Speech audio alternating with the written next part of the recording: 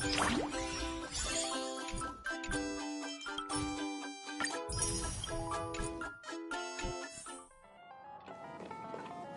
it's here first.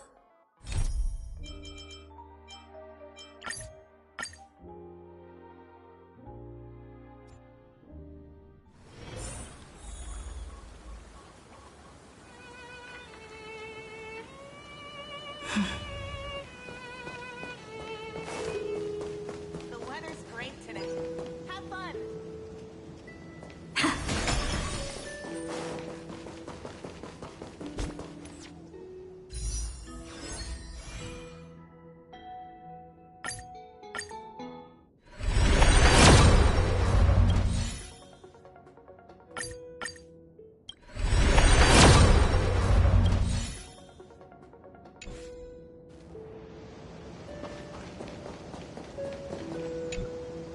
In the sunlit barn,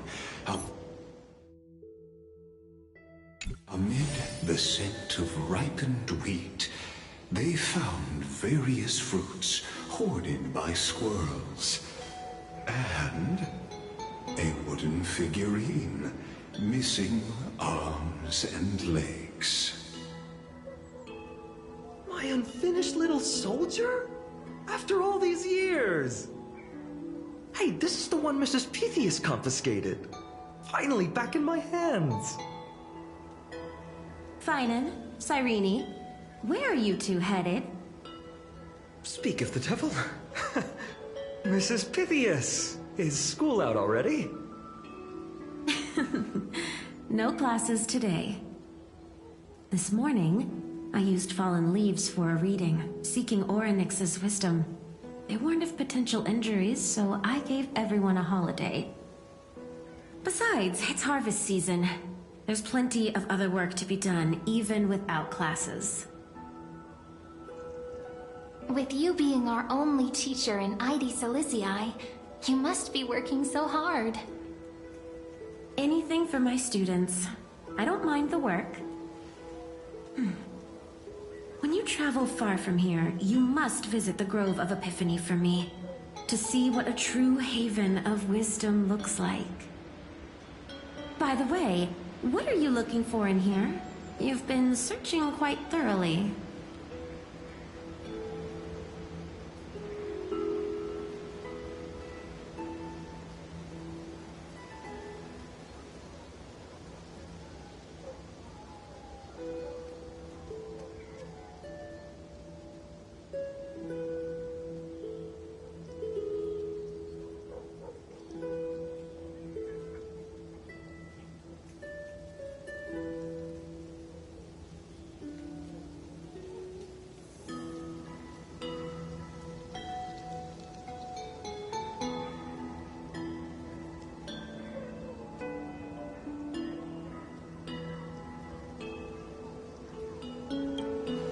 Thank you, my friend.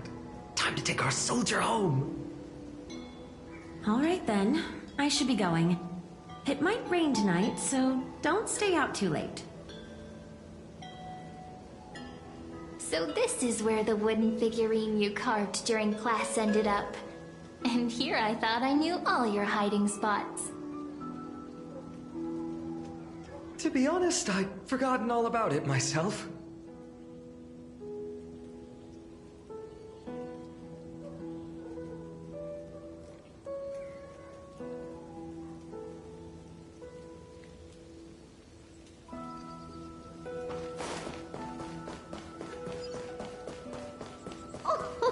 Slow down, kids. You'll trip. Thank you. We'll be careful.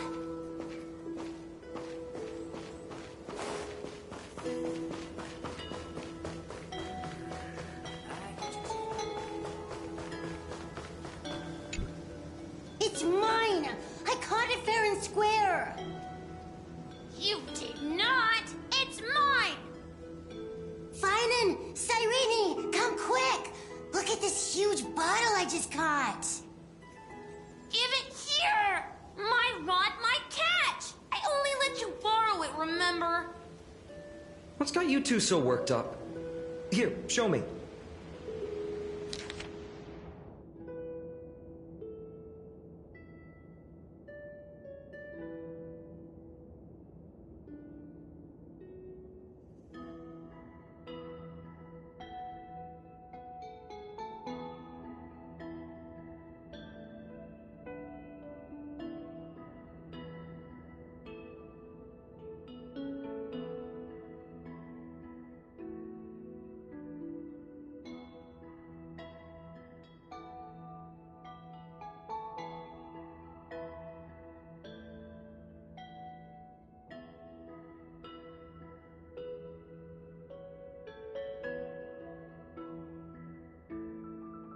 Wait a second. This is my old wish in a bottle. How did it end up here? Ooh, I want to see. What did little Finan wish for? Not happening. This stays sealed. Piso, Livia, dinner's ready. Oh, coming, Mom! Finally, I'm starving. See you later. You know what's funny? I really thought tossing that bottle into the sea would carry our wishes beyond HI3. Maybe even bring something back to us. Never thought the waves would end up pushing it back ashore.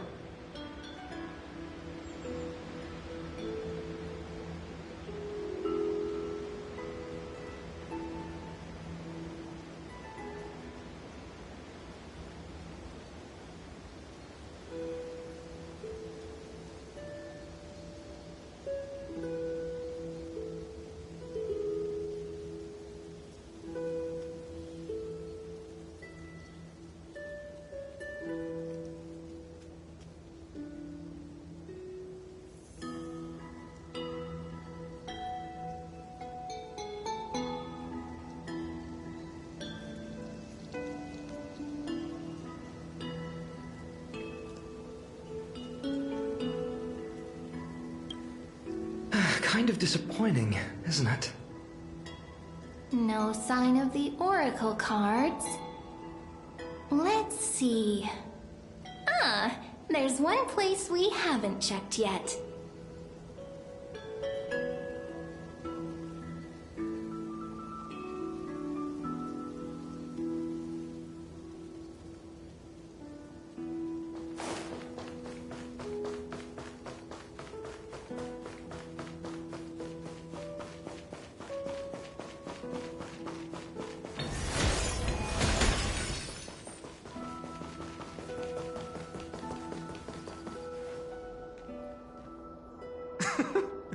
Well, those were the days.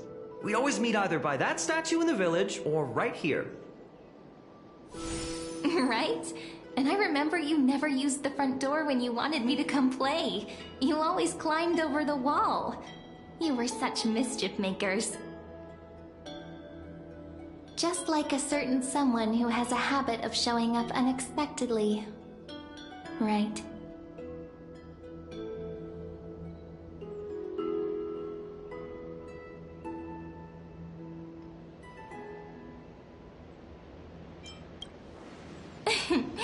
I bet she said something clever just now. Hey, I was just copying those storybook heroes. They never take the beaten path. Still, it's embarrassing. I've been the only one here for a while, and I haven't kept up with the cleaning. With so many spots to check, where should we even start?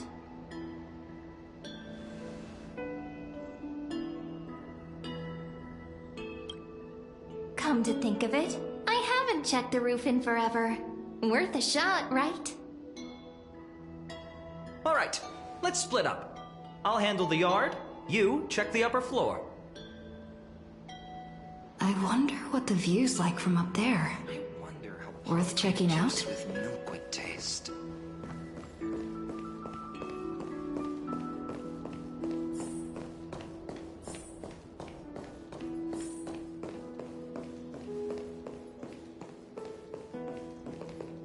The girl before you carries an air of mystery, her secrets elusive, yet her demeanor toward you is exceptionally warm. You can't help but wonder, could there really be some kind of mental connection? The view here hasn't changed a bit. You know, besides the swing under the big tree, this has to be my favorite spot in all of HI3.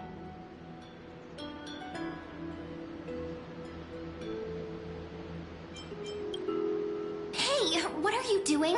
Please be careful. I'm just a small-time diviner. I can't turn back time if something happens. They always said I'd become the next priest of time, just because I heard prophecies as a child. But here's the thing. The more divinations I do, the more doubt creeps in. I want to believe the prophecies, but actually leaving Silicii. Where will that waiting ship take us, I wonder? Here they are, the Oracle cards.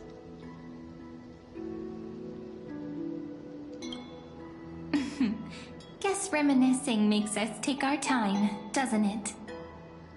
There we go. Looks like the gods do listen to our thoughts. Here it is. This is the box where we kept the cards. But the cards are gone. Who could have taken them? Huh? What's this underneath?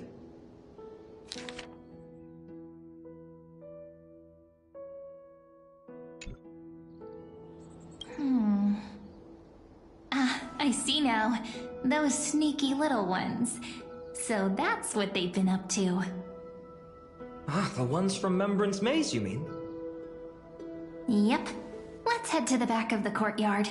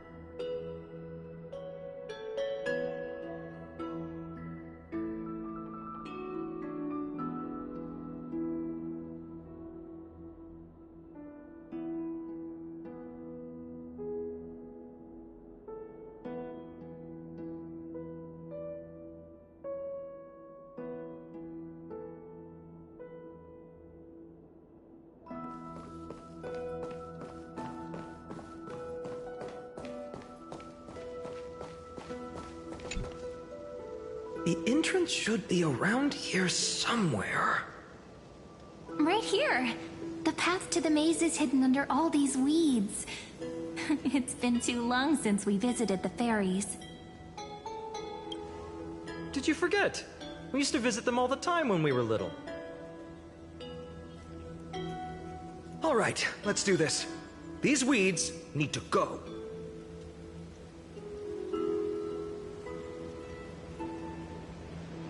Pretty sure this is it.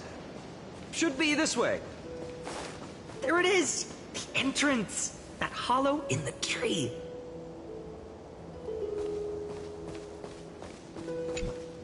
Once you get through the tight squeeze in the hollow, you'll reach their dwelling, the Remembrance Maze.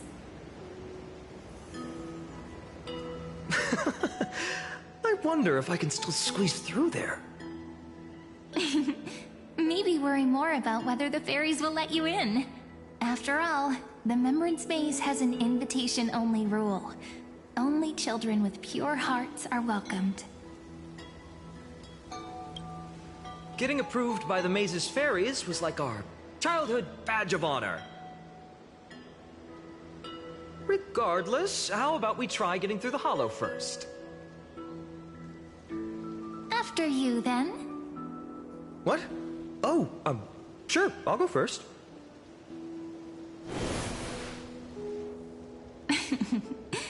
so hasty, as always. Looks like it's just us now. Care to finish that chat? To be honest, from the moment I saw the cute note left by the fairies, my intuition became even more certain.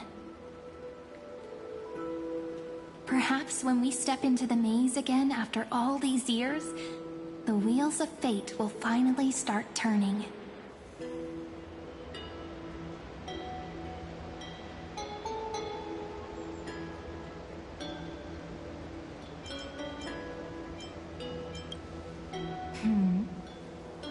What if I am? What would you do? Just kidding. Don't read too much into it. But you know what? Even if fate is set on its path, no matter where it steers the world, if we're together, there's nothing to worry about, right? So, if you're willing... forget it. If the wheels do begin to turn, that's when I'll make my request.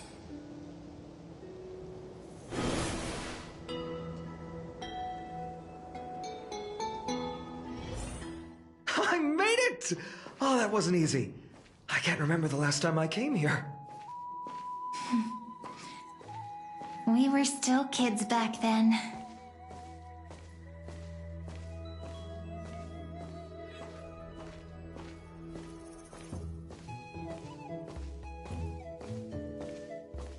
Wait a minute. Are you?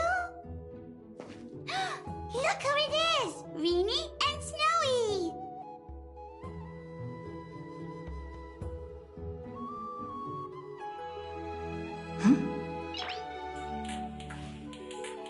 Nice!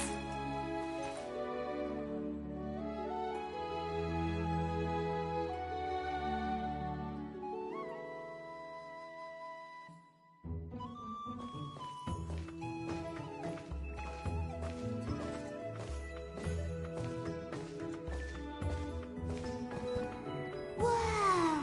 Look who's finally back, Memmy!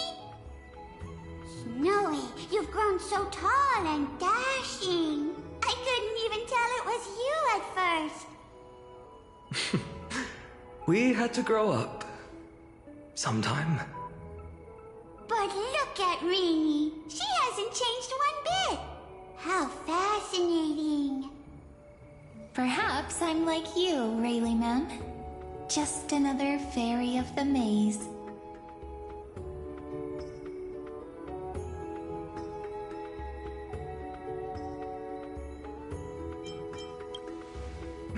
Dye? Rayleigh Mem's always been this lovely shade of lavender. Doly Mem, Rayleigh Mem, Mealy Mem, Folly Mem. I've missed these cute little troublemakers. We used to gather around the fire, singing and dancing, imagining all our future journeys.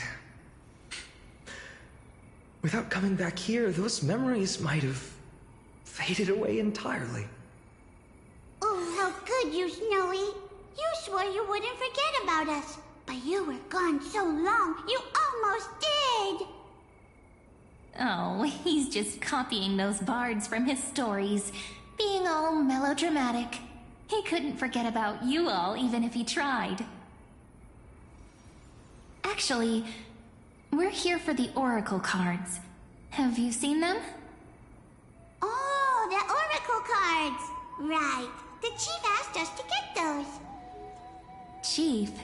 You mean Doly Mem? What do they need the cards for? If they want a reading, they could just ask me. Oh, I'm not sure. But Chief specifically wanted to meet with you all. Let's see. They should be... That's it! This way, everyone! Watch your step. The trunk's slippery.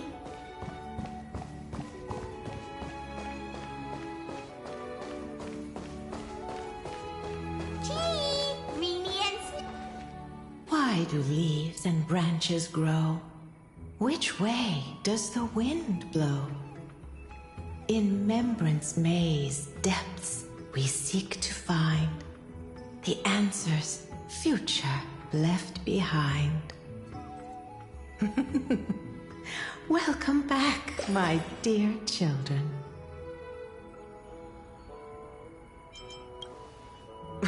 Right? Though Dolly-mem always says they're just songs, not poetry. Oh, Chief, you haven't changed a bit. Still so full of life. Oh, no need to fuss, my child. You haven't forgotten, have you? As long as our songs are sung, the children of the maze will live on. Just as our paths stay forever linked. Here, take it. I'm sorry I had to resort to such methods to bring you here.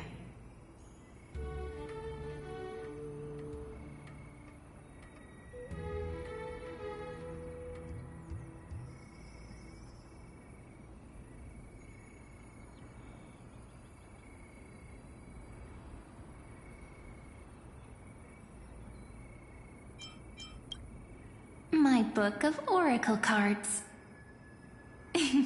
Thank you for keeping it safe.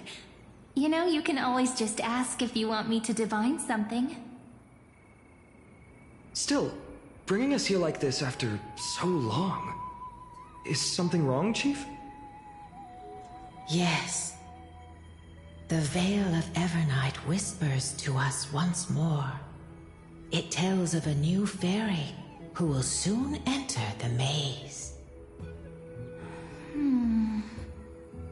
Indeed, every time a new fairy arrives in the maze, it means that beyond the veil, in the vast lands far from ID's Elysiae, a great calamity is on the horizon.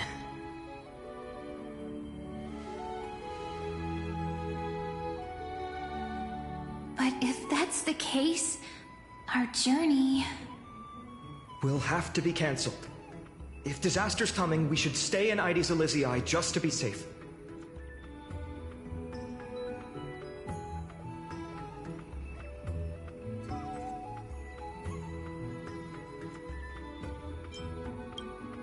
That's a good point. But what difference could Cyrene and I make? We weren't planning to be gone for long. Just enough time to hone our abilities. Finan would train in Castrum Kremnos, while I would seek the Fate Titan's blessing in Yanisopolis. Then we'd return to ID Ciliciae to help keep our village safe. It's okay. I can still practice my swordplay here. Some things you can learn on your own. Well, probably. That's not very convincing. Here's a thought. Let's have Cyrene do a reading. If fate wishes to show us its path, we might find some peace of mind. But what if we don't like what the cards tell us?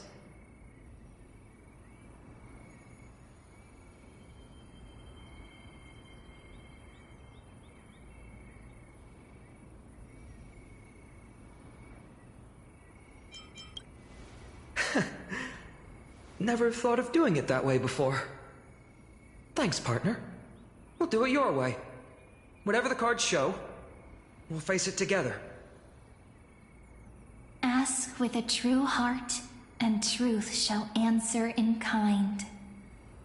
Close your eyes, and let's open the oracle card book together. Let your thoughts flow like stars drifting on the river, carried by fireflies and gentle winds. Your destinies flowing towards the same future. Now, shall we begin? Oh my! The cards are quite responsive today. Very well. Let's see what future the oracle cards wish to show us.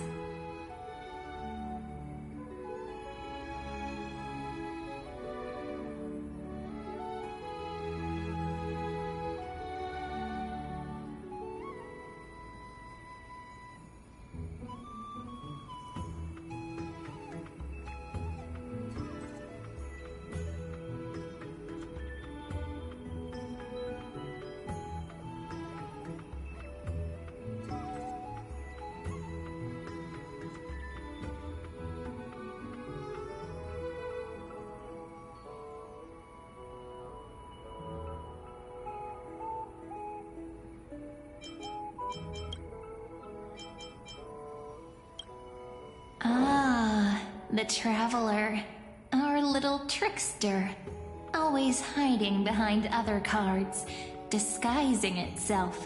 What a rare catch. Over here! Or perhaps here! Gotcha! You'll have to be quicker than that. That teasing voice. Just like a child playing hide and seek. Surely only a master of mischief could pick up this card.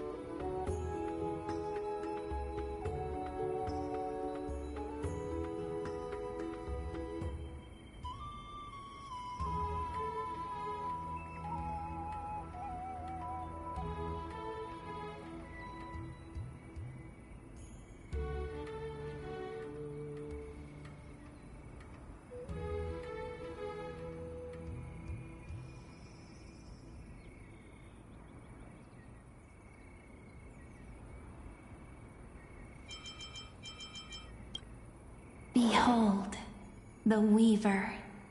A dance of thread. Such elegance. Such high. The ruler stands for discipline, authority, and glory, but frequently also points to isolation and warfare. Even should you pledge your loyalty to me as the last sovereign, the glory shall be mine and mine alone. He who has slain a king can no longer bear the title.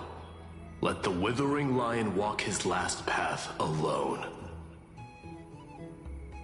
Is this showing us a ruler who forsook their people?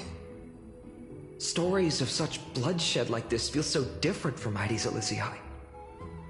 But they sure can stir the imagination.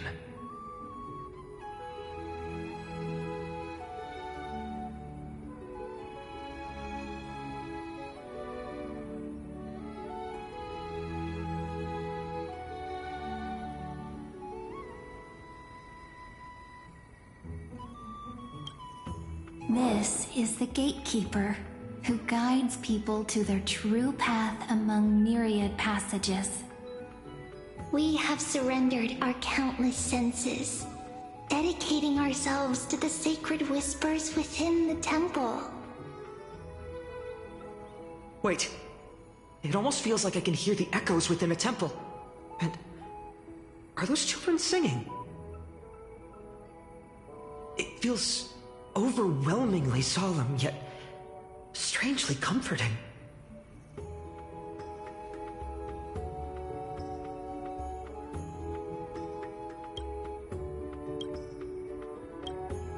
This card, the servant, is surprisingly light, bearing the cool scent of Antilla flowers, just like starlight. It symbolizes new life and hope, yet often brings to mind struggles, sadness, and loss.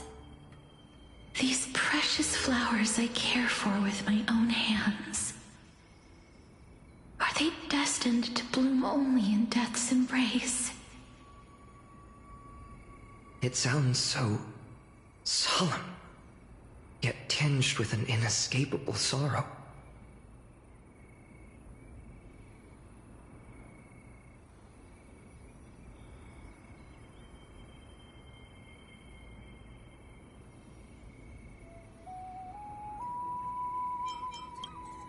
The humble healer may seem gentle in hue, but its courage matches any other, strong enough to melt even the coldest ice. I will do my best to help you mend all fractures and let sunlight shine on every corner of the world. Make a pinky promise with me. No more going back on your word. Hey, this card really speaks to me. It makes me want to protect as much as I possibly can. Still, protecting everything, everywhere, seems like a dream. What amazing power would you need for that? Behold the scholar, bearer of many names, the grand magician, the great performer, the eye of wisdom, and the defiler of Circes. Oh, there's just one card. With all those titles, I was expecting a whole deck.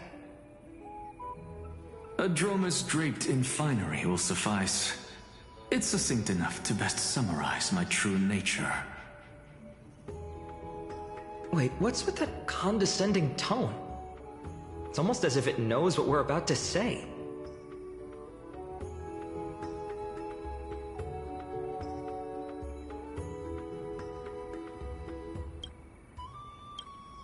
The Deliverer.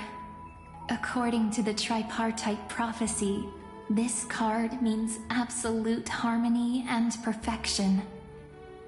In fact, it's the only oracle card without a dark side. What, no divine whispers this time? Oh, silly. This is simply the card you drew for yourself. The sleepy village of Ides Elysiae, in just one fleeting moment, welcomed an array of legendary figures. The Weaver, Gatekeeper, Ruler, Traveler, Servant, Healer, and Scholar. Their stories and wishes showed the village boy glimpses of a world larger than he'd ever imagined. They brought tales of raging battles, of cities crowned in holy light, and of wonders beyond his understanding. Each story so far removed from his simple village life. Once, these were just images on his friend's oracle cards, and yet destiny now stirs in resonance with the maze. And now, they are right in front of one's eyes. The Deliverer? This card again. Ah, my child. It seems you're destined to bear the wishes of many, to answer the world's call. Bear their wishes? Yes, just like Kefali, standing eternal atop the mountain. My parents, they only wished for me to grow up, well, to help around the village, stay out of trouble. Mrs. Pythias wished for more books in her little schoolhouse, wanted us to all learn and grow. And little Piso, he wants to grow up strong like its father, to become a hunter. Is that my purpose? To fulfill their wishes? Perhaps. For a true deliverer, such wishes are but droplets in an ocean.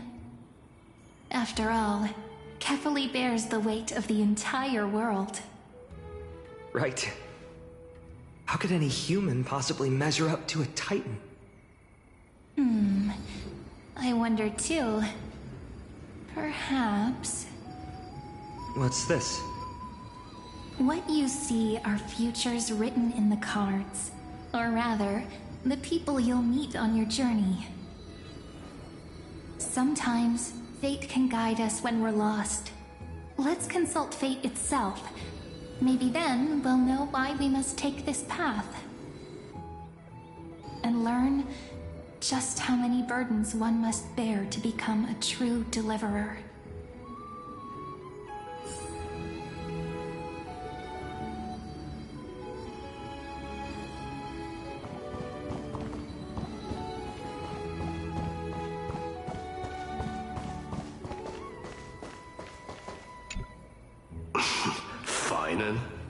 Since when did you become so timid, asking such juvenile questions about wishes? What's that supposed to mean? What's with that condescending tone? No way I become friends with this half-naked show-off, right? Just what kind of life am I going to lead? What are you mumbling to yourself now? Whatever. The wishes of the Kremnon warriors are done, but I survived 1,000 deaths only to fall to a coward's blade. That masked flame reaver who struck from behind. Finan, you look... Never mind. That blank look tells me you're completely lost. My wish is simple. One honest duel. Face to face, blade to blade. Then I'll strip away that mask with my own hands. Nothing but violence and vengeance. This person's wish is nothing short of brutal. Still, those eyes burn with the noble pride I've read about. This wish, I shall not forget.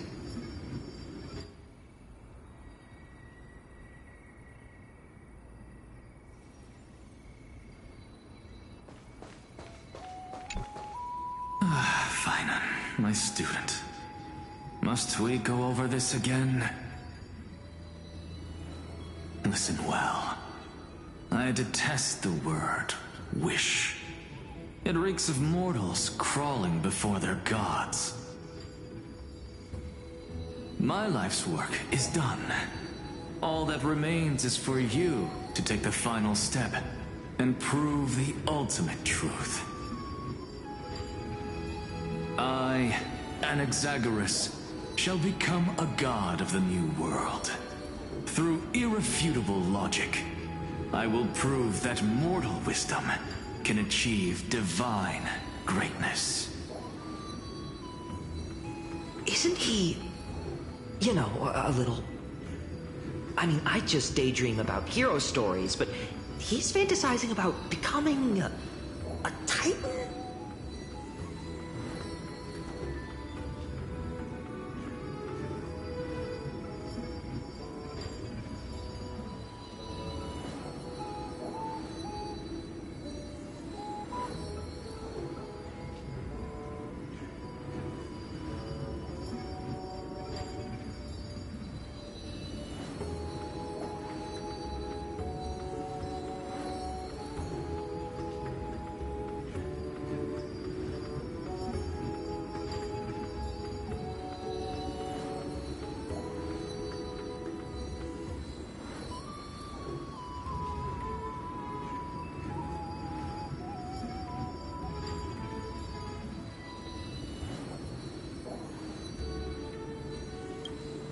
Well, that's something.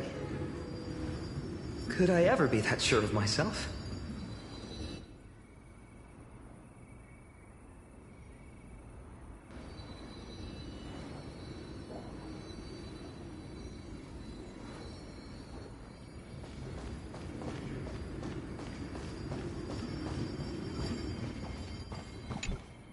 Personal wishes? I have none. Only...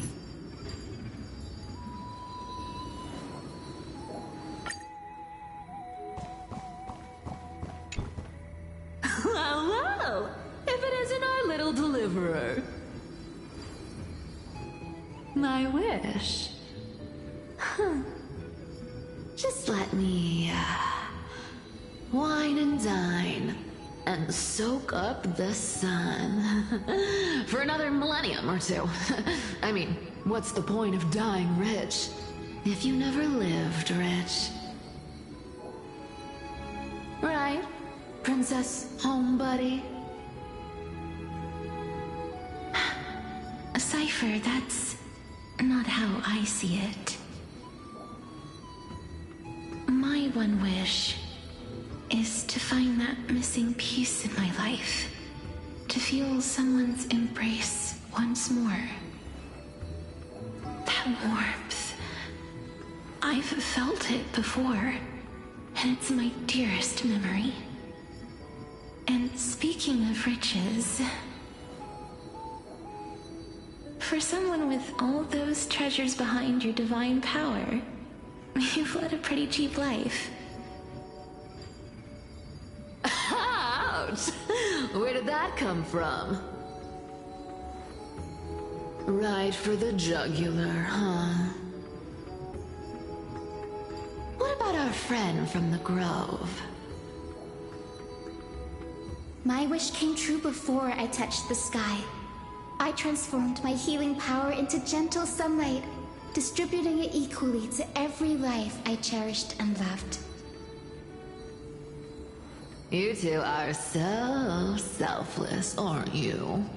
No surprise Aglaya wanted you for the flame chase journey. You know what? I did have one wild dream. To know what it feels like being born a noble lady, drowning in riches. Just think, if I traded places with that seamstress, me in the mansion, her on the streets. I'd like to see if she'd still become the gold weaver then. Maybe I'd even take her place.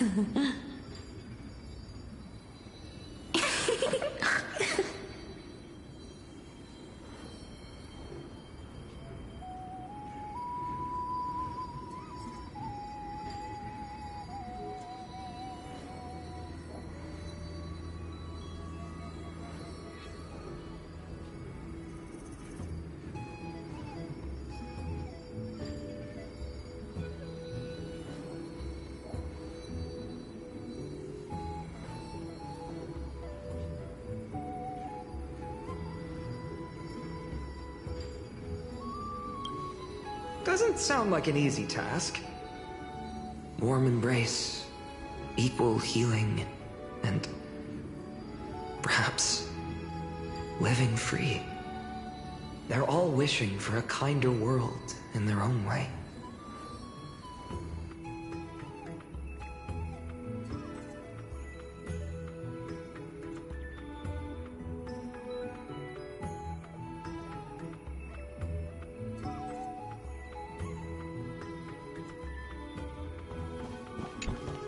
So tell me, has the uncertainty in your heart begun to fade? So many faces in my future. So many wishes. Still, why would fate choose to show us this path? What's weighing on your mind? Didn't you say disaster would strike Amphorius? If so, shouldn't Cyrene and I stay in Ides Elysiae? How could we possibly meet all these people?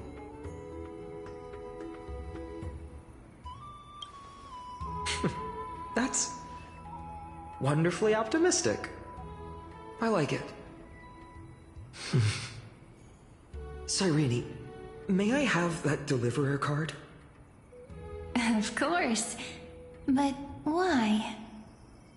Although those voices, visages, and wishes may seem far away now, I can't ignore the sense that something is calling me, bidding me to take a hold of it.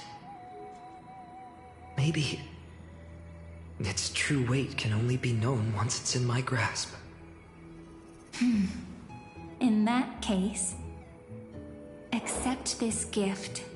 Oracle cards carrying time's wisdom, blessed by Orynyx. May they journey with you, become your memories, and spark rippling waves of change in times to come. I'll hold these words close to my heart. But now that I'm holding them,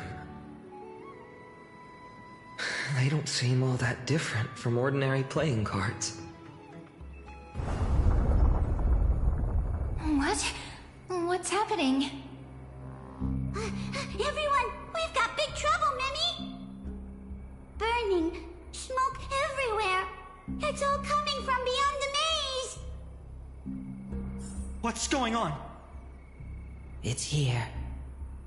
The seeds of disaster have already taken hold, sooner than we had foreseen. This time, not even the veil of Evernight could shield us. You mean HI3 will be swept up in the prophesized catastrophe? I'm afraid so. My children, take shelter in the Membrance Maze. One step outside, and this horror will consume you both. But my parents, the whole village.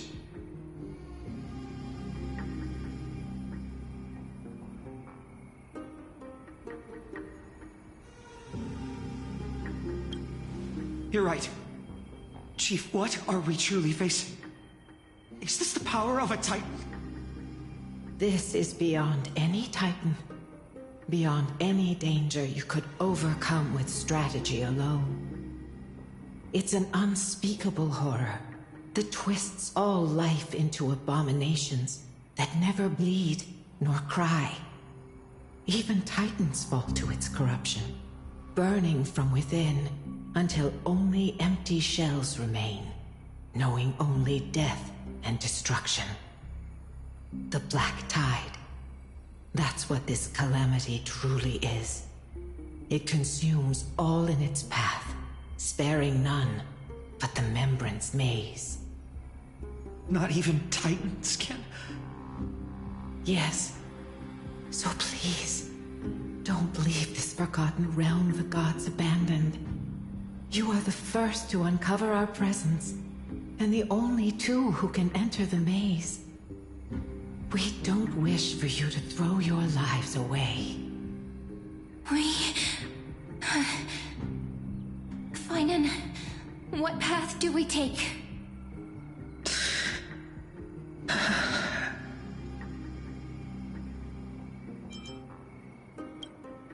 I learned the sword to protect those close to me. If I run now, I'll never be worthy of lifting a blade again. Then we know what we must do. Indeed, our friend is right. We must take action. Forgive me, Chief, but HI3 needs us. And as her child, I must act. Very well.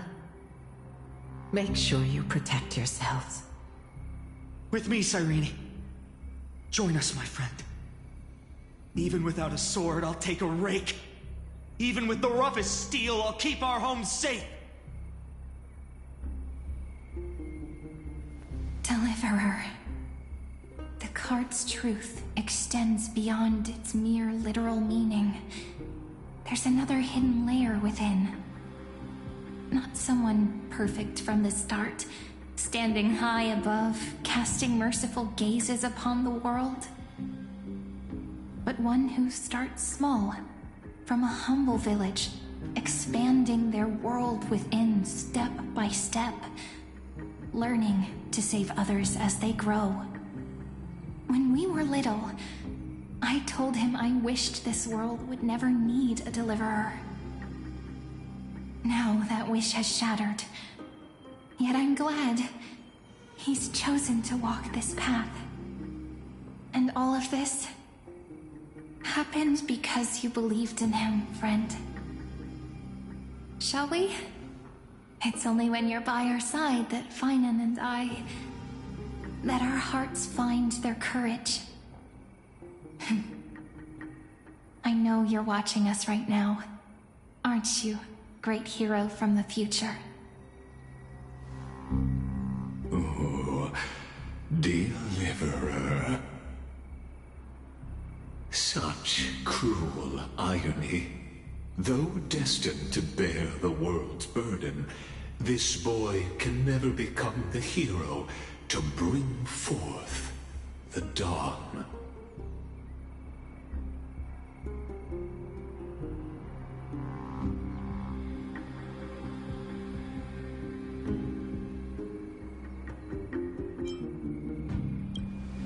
Follow their path. Bear witness as this man, forever denied the mantle of hero, takes his first step on the path to deliverance. Watch this memory play out its final act. See with your own eyes how everything began. Then you'll see why his dream of deliverance was always destined to become this world's requiem.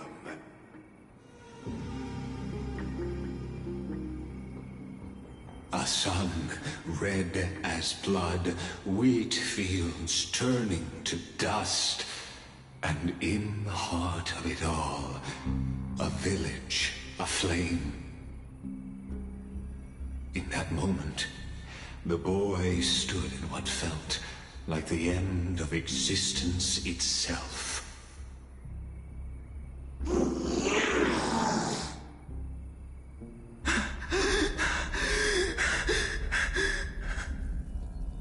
These creatures, they're everywhere. Someone, anyone, where are you?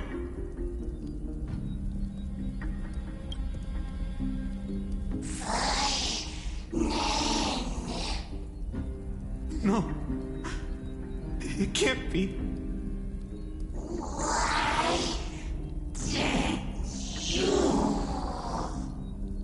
You.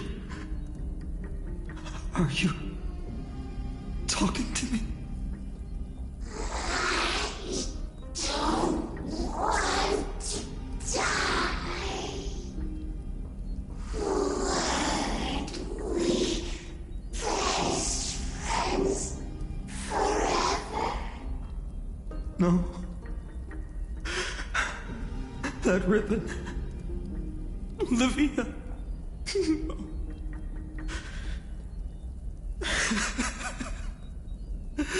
I should have known. Save us. Save us.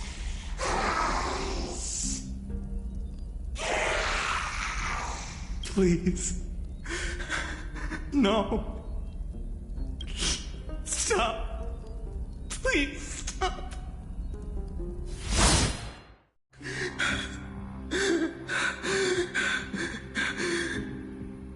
Olivia, I'm so sorry. And these monsters, they're all... Why? Why is this happening?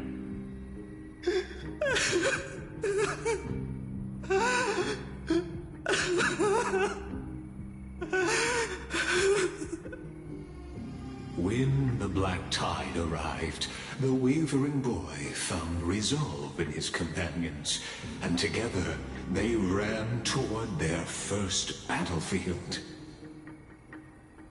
In the far-off future, the land of Amphorius would bear the marks of the hero's footsteps.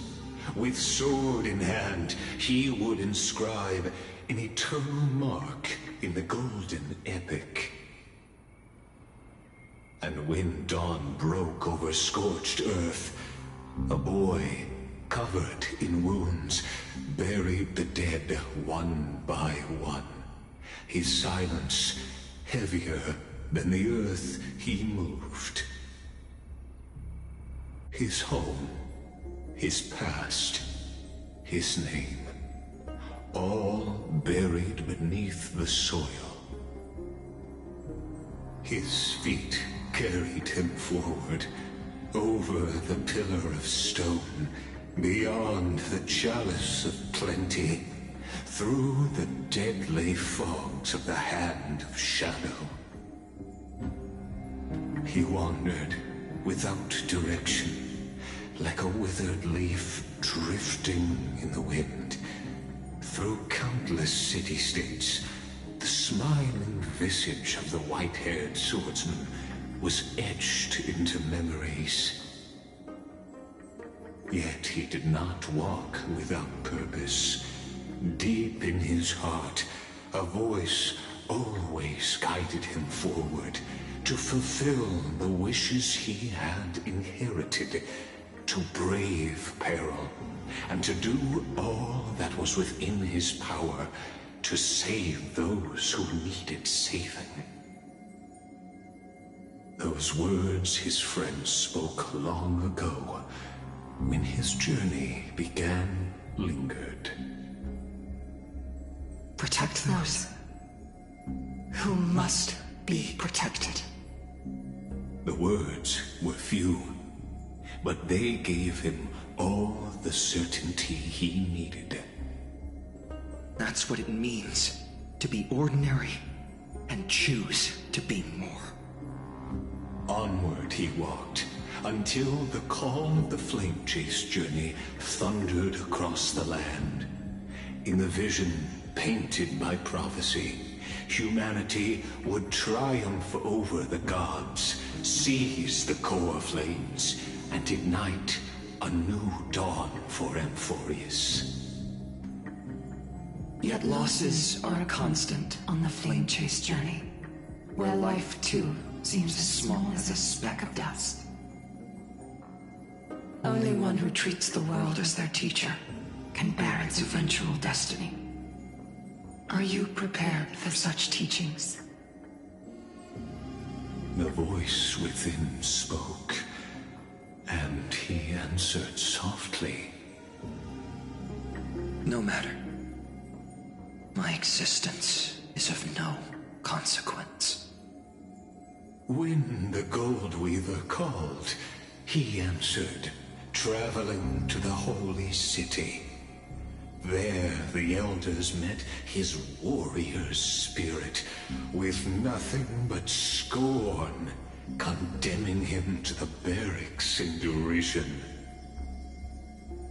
No one saw it coming. Not the world, not even him. Yet, this nameless recruit stood at the gates of legend. And there, at last, he found the ones who would walk his path right beside him.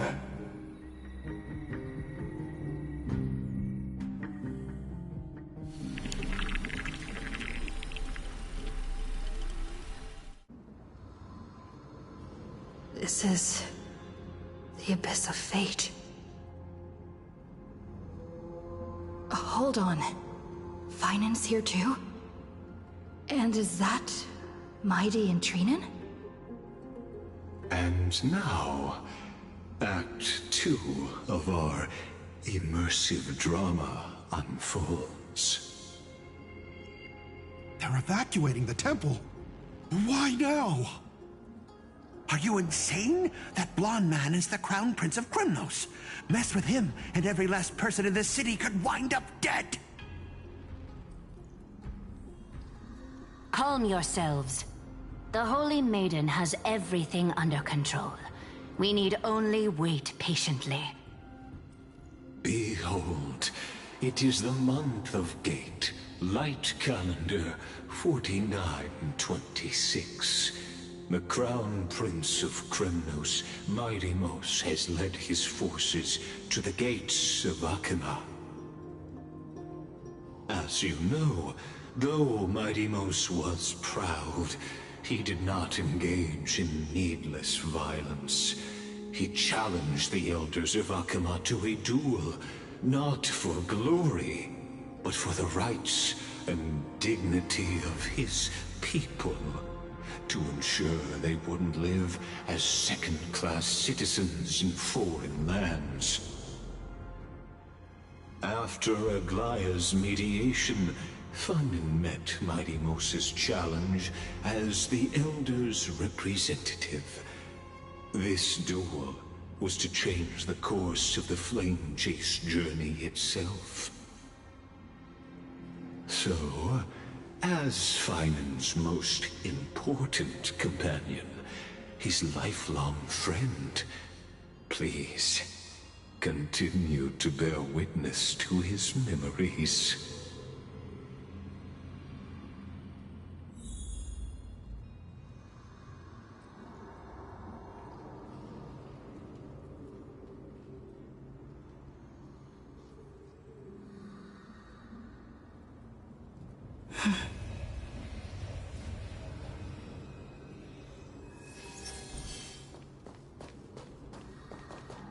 Is this your idea of an honorable duel? Bloodshed isn't the way. We and Aggie don't want to see Chrysoceres turn on each other. True warriors know when to sheathe their blades. The impartial Talantin shall oversee this duel. You need only place your offerings upon their scales. Something that has more weight than the fate of the world. Which means only those who understand the world's weight are worthy to carry it. Is this how you plan to test our convictions? Well, Kremnoan, looks like you won't be able to punch your way through this one. It makes no difference. One last chance, new recruit. Walk away, and I'll spare your life. Otherwise, come and face me. I'll give you a warrior's death. Hard to imagine they once clashed like this. Holy Maiden, I can't help but feel like a pawn that has stumbled into some greater political game. Every hero was once a child, and every child must grow. That's so. I don't even know why I'm standing here right now. Look at me. Just a common soldier. Since swordsmanship won't decide the winner, Lady Goldweaver should be here instead.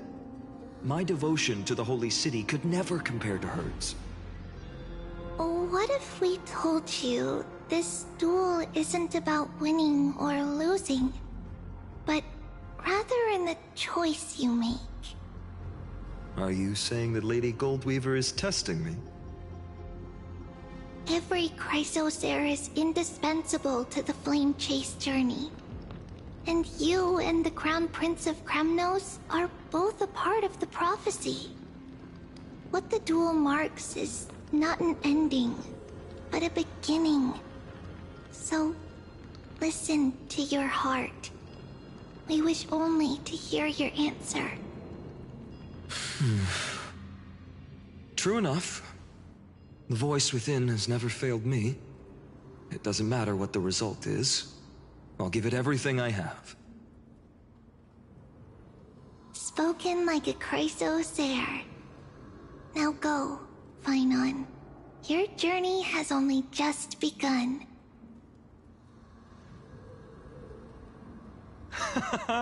That's right, comrade. It's time for us to teach that proud prince a lesson together.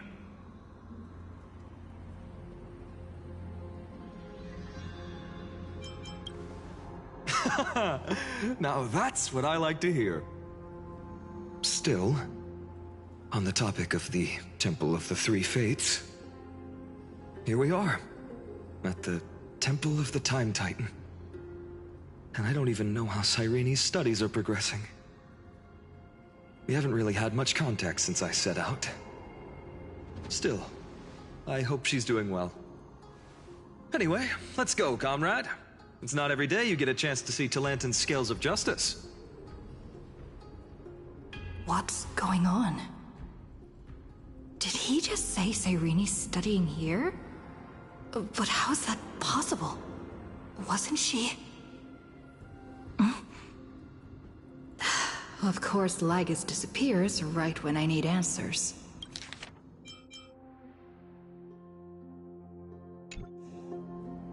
Forget it.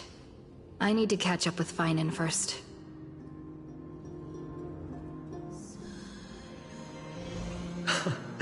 Amazing. Talantin may have fallen, but their scales remain true to their purpose. I hope you still remember your purpose, new recruit. You seem awfully confident, Kremnoan. Let's see how you define the idea of weight. For your information, in Castrum Kremnos, the punishment for profaning a duel with such crooked words is impalement.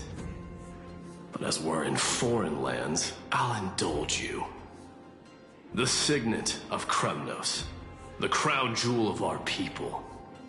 That's my choice. A ring. Not just any ornament, I'd wager. What's the story behind this little treasure? Don't push your luck. Think I'd pour my heart out to you? Just know that Kremnos' 1,000 years of glory could bring a titan to its knees. Let alone a nobody like you. So to him, glory and his people outweigh the entire world. And the very destiny that Mighty himself will eventually shoulder.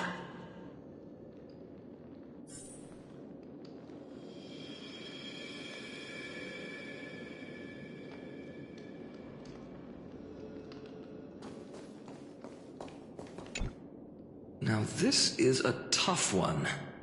What can I possibly offer against a ring that signifies so much? Well, comrade, what does your gut tell you?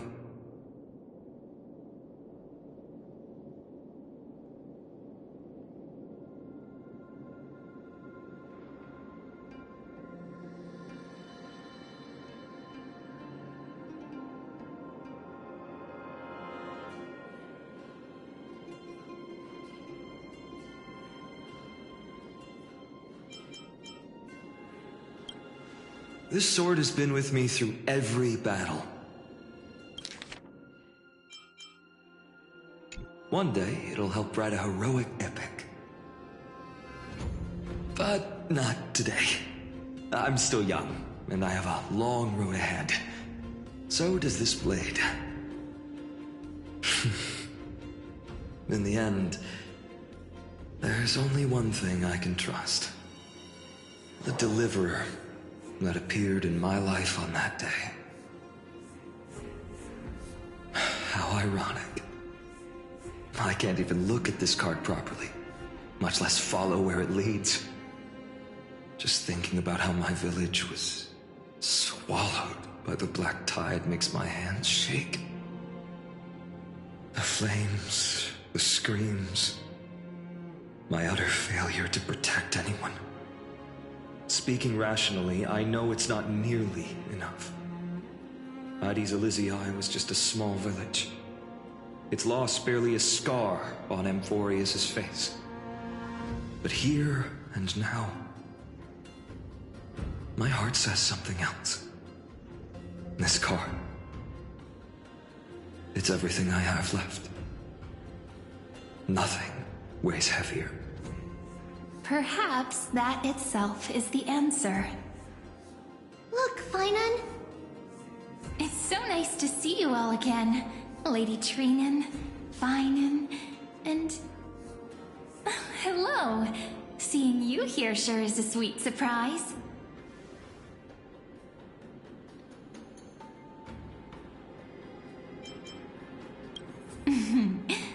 so surprised. Could it be?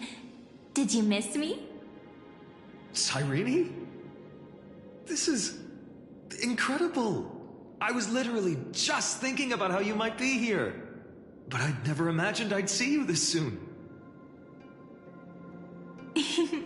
I was supposed to leave with the priests, but then I heard Lady Maiden was with a white-haired young man. I figured it had to be you, so I snuck back here. That's Cyrene for you. Unfortunately, this isn't a good time for reminiscing. That Kremnoan over there. Still playing house, boy? You get the idea. Quite the hothead. You know, you two just might get along. Don't worry, you already know what the answer is, don't you? If that's your choice, I am with you. I am with you because I remember it all too. The fields of Ide Silicii, those red leaves, that little swing of mine beneath the tree where I dreamed the sweetest dreams. And those dear fairies in the Membrance Maze. It hurts so much knowing they're gone forever. The pain speaks for itself. Our hometown may have been just a tiny village, but to us, it was the whole world. But that's not enough, Finan. Not nearly enough. Even though hatred can help people grow and turn a boy into an unbreakable warrior, what you need now is victory. You can't just stack the scales with your past suffering. You have to throw the weight of your future onto them as well. The future? What do you mean? Maybe that was a bit too cryptic for you, but it's actually really simple. Why not have our mutual friend here stand on the scales with the deliverer? How about it? Can you help us? Of course. After all, you're what we aspire to. Let's try that. The fate of Akuma hangs on this duel. I must claim victory, for their sake. I will stake everything I have. Stand with me, comrade, and we shall become heroes.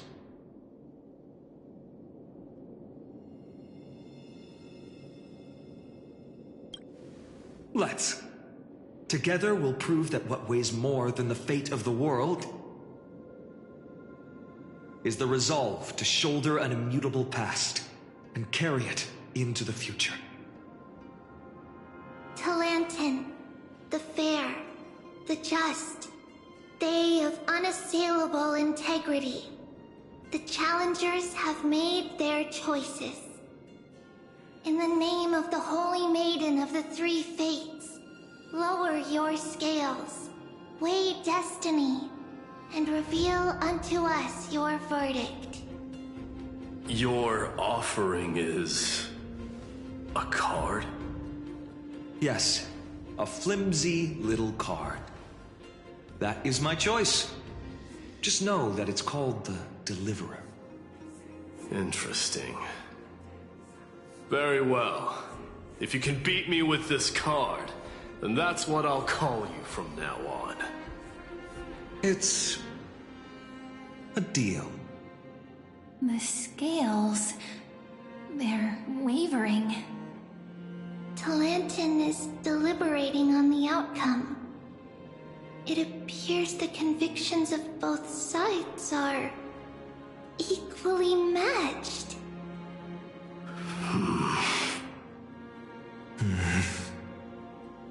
This is suffocating.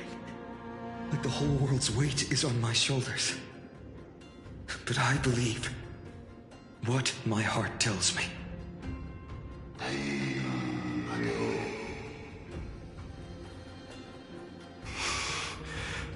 Finally decided? Hear thee, children of humanity. I shall pronounce judgment, for the difference is now clear. The one whose offering weighs more than the fate of the world is...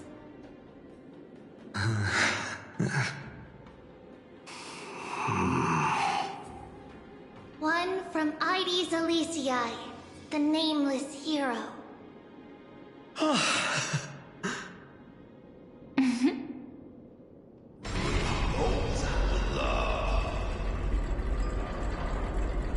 However, heed this. The true weight of conviction originates not from itself, but rather in that which tips the scales, hope itself. What's that supposed to mean? I think the Titan means that it's not anyone's personal convictions that outweigh the fate of the world. It's about a wish, one which we all share. You, me, everyone here. What tipped the scales wasn't Finan's conviction alone, but the collective hopes carried by this oracle card. Humanity's desperate call for a deliverer. Yes, even you and your people, Kremnoan. Placing us both on the same side of the scales? Foolish. We Kremnoans are your mortal enemies. Such weak idealism will only get you skewered on our spears. Fine by me. I've never claimed to be the deliverer from the card anyway. I'm a soldier, and if it's my fate to bleed my last on the battlefield, then so be it. I'll fight to my last breath. And on this, I know that we're the same. That's all a hero really is. Someone with that kind of conviction. And the deliverer? Just a sum of all those heroes. A brilliant explanation. Just as prophesied, on this day, the final two heroes shall join the Flame Chase journey. I should have known from the start. They all say Lady Goldweaver is quite brazen, but you're the first to even imagine that prophecies could persuade a Kremnos warrior. Oh, I have 1,000 ways to tame a lion. But this lion didn't come here for bloodshed, did he? The Kremnoans far outmatch Occam's forces, yet we haven't lost a single soul. That's no accident, is it? Do you honestly think Kremnoans, renowned for our love of battle, would show mercy? Your forces are equally renowned for their iron discipline. And so, we can only assume that this is on your orders. Perhaps Akama isn't as hidebound as the rumors say. You grasp the true marrow of power more clearly than those elders. Now that the wheels of fate are turning, what finer way to celebrate this fortuitous encounter than a feast? Follow me, brave Outlanders. Heroes of this world are as countless as the stars, and at this moment, we find ourselves gathered here by the light of the flames of the long night. History shall remember this moment. The prophesied Chrysos heirs now stand assembled, heralding a new dawn for Amphorius. You must see now how different this is from the flame chase journey you traveled.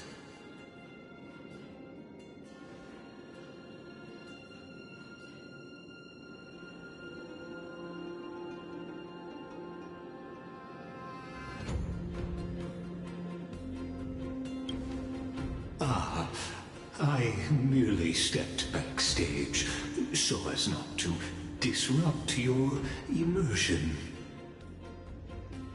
Patience.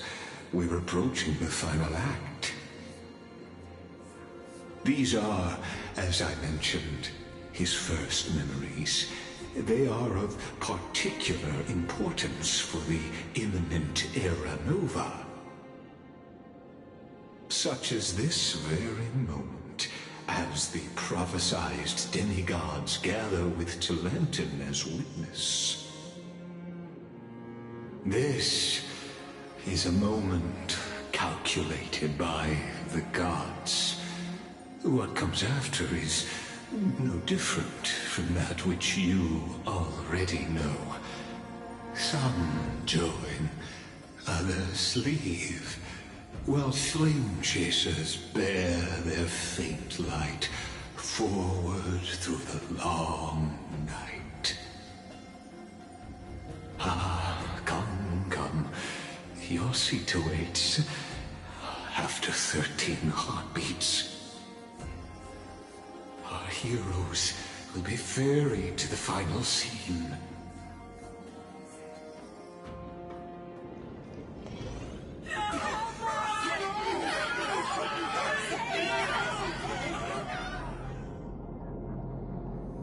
They say that the heroes of this world should be as countless as the stars.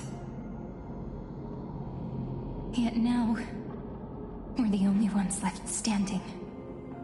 So, in the end, the black tide still swallowed everything.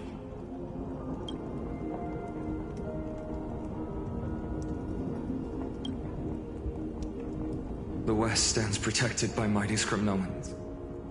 It will hold for the time being. Professor Anexa deployed wards in the north and east before. Their effectiveness is untested, but I believe in him. And Akuma. We needn't fear for Aglaya. Even in death, she counts as the greatest among demigods. Her threads of romance weave an impenetrable shield, and the people answer her call, rallying to the city's defense. Let's move. Cavalry has given their core flame. We must complete the Era Nova before the next entry hour. For Amphorius. That only leaves 3 hours. So, this is the last time we'll see her. Finan, we set out on this journey to answer the world's desire, didn't we? That's what it means to be a Chrysosaur. So has it always been. Then why? Why must Amphorius' wishes be so cruel? We made the best choices we could, whenever we could. But in the end, the prophecy that led us, this black tide swallowing everything. Why does it look like this?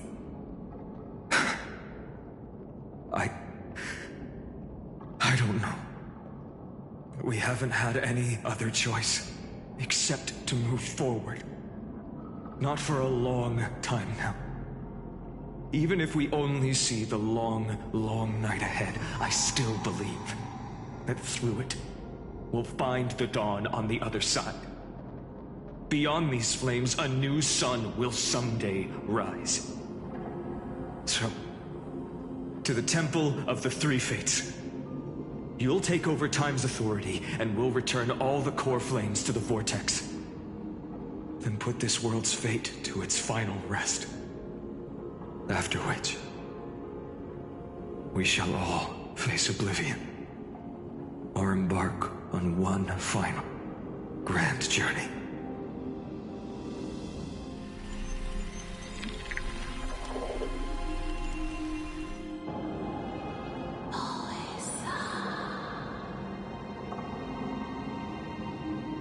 Please forgive us for disturbing your sleep, Orynyx. It matters not. I know fate has run its course. The black tide has reached Akuma. Amphorius does not have much time left. It is time for the Era Nova. As agreed, I shall present the core flame of tide. Ride the river of time It will guard your passage to the vortex of Genesis. Step through and witness.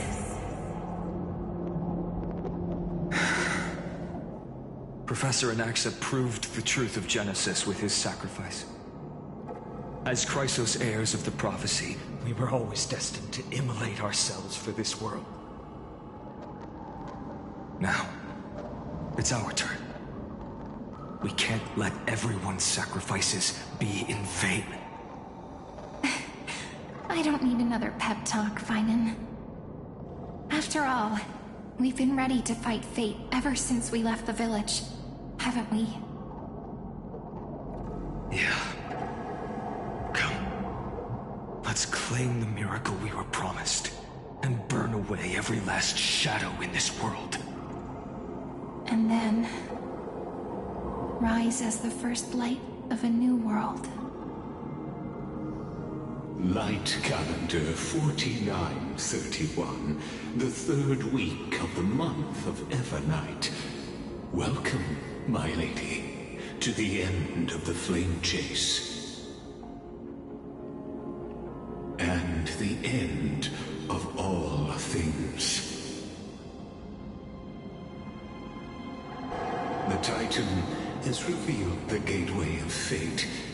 Please, accept the invitation to step across the threshold and behold.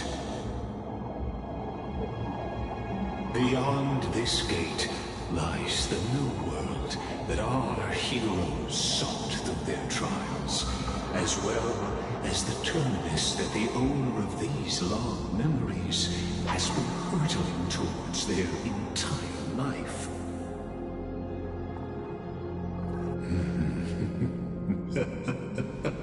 Perhaps you'll find it all too familiar. Then you'll understand how the mortal called Finan shouldered the world's weight. How that same burden crushed him, proving that the so-called deliverer is nothing more than Emphorius's own delusion.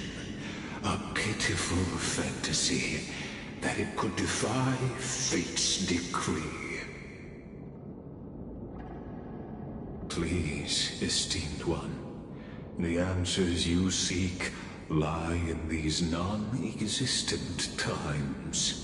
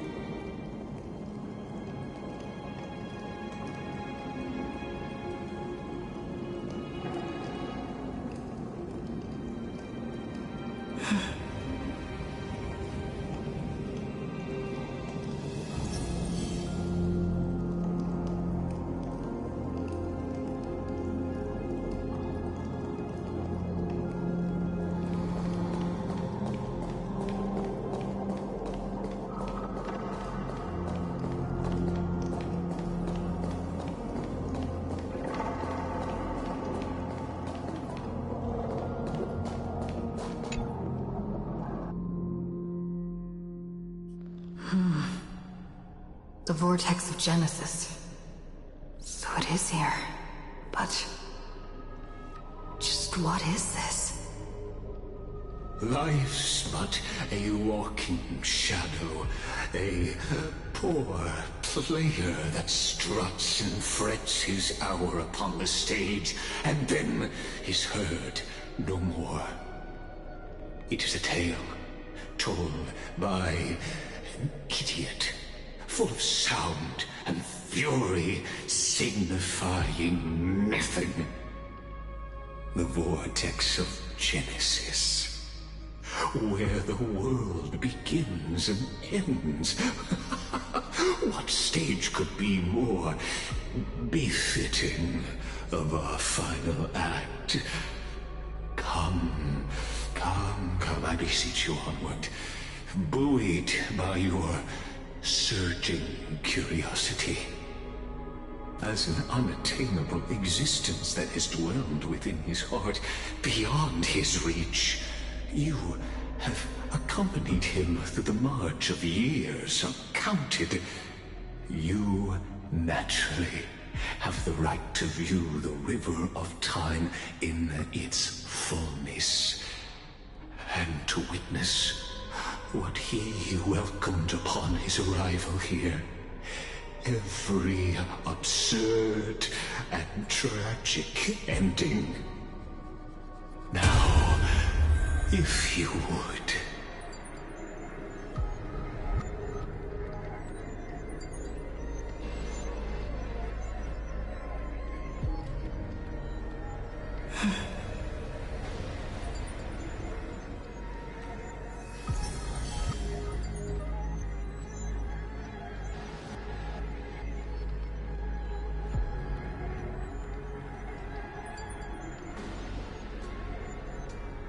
My journey into the Aeronova. Aeronova comes. Oh, it's another There are no dark. Now this is what goes beyond the Aeronova.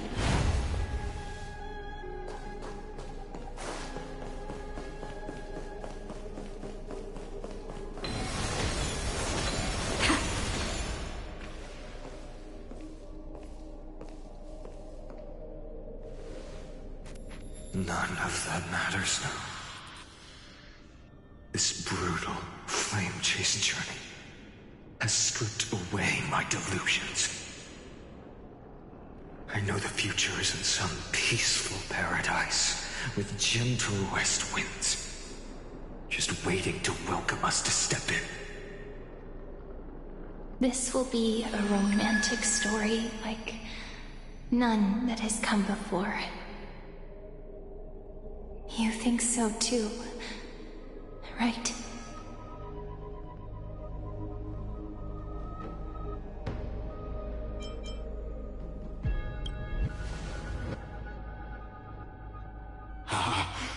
Indeed, in his memories, such a scene replays over and over. Though the details may differ, this remains ever the same. All shall bid farewell to one, and that person alone will witness the miracle. A total of 33,550,335 times.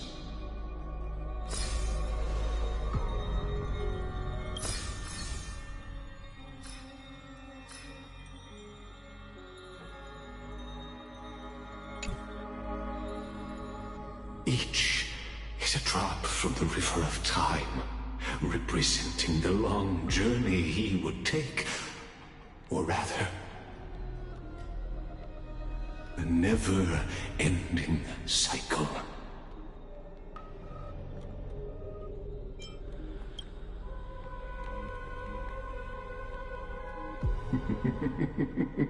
Sharp as ever, I see.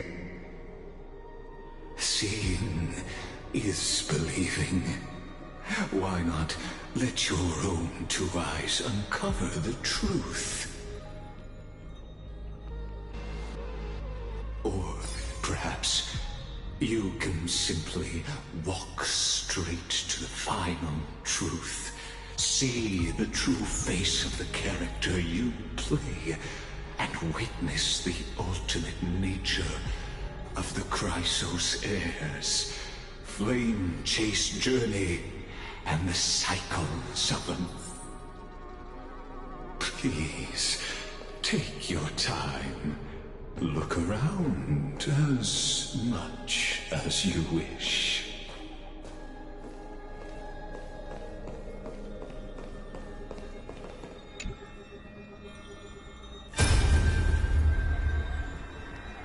Not a single soul to be seen.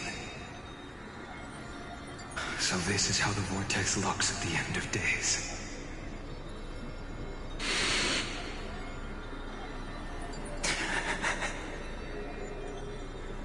Looks like I've got company after all. But since you've made it here... So, in the end you succeeded. Executioner.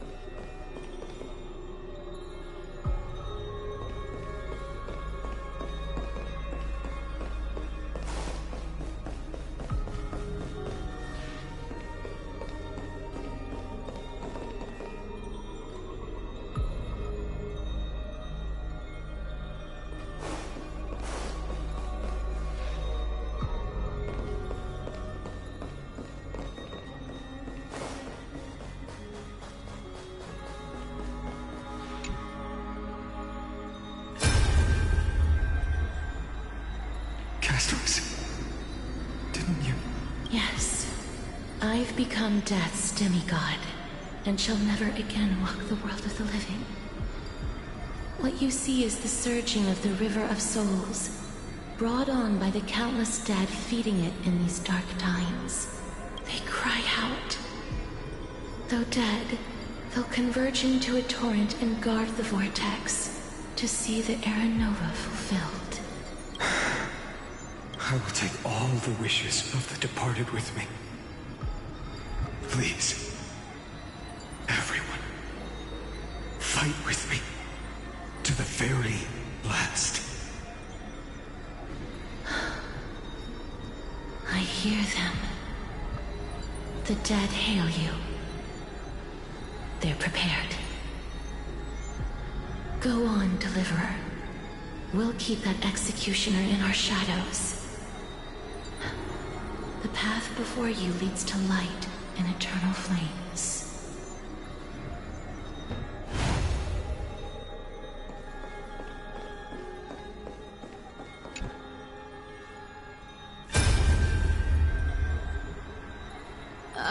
There's water everywhere.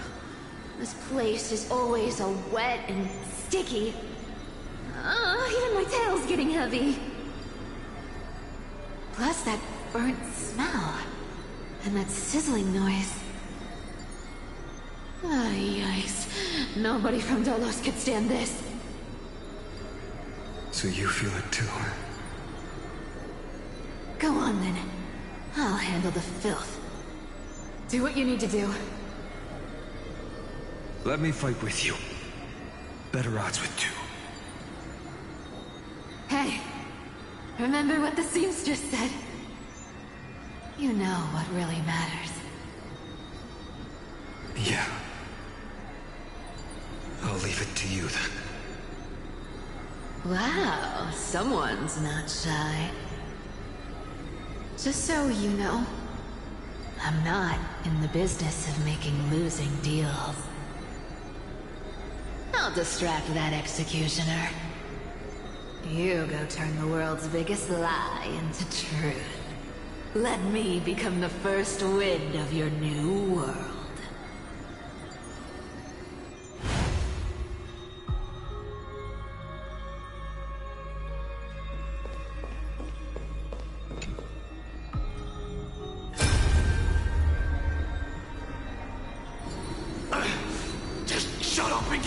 here. Are you crazy, Mighty? Immortal or not, even if you're the demigod of strength. Oh, I'm still no match for them. No, I know you can. I just wanted to request that you witness the Era Nova with me. Together, let's prove that we're enough to transcend the prophesized fate. Could it be that now, at the critical juncture, our mighty deliverer is chickening out? Scared of a stupid prophecy?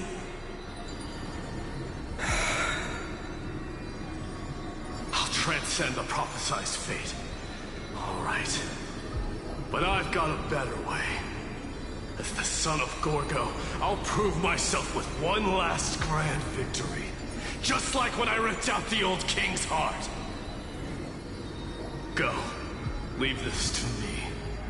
If the black tide creatures block out the sun, then we Kremnoans will fight in the shade. And when I'm done with that executioner, we'll raise our cups where the west winds end.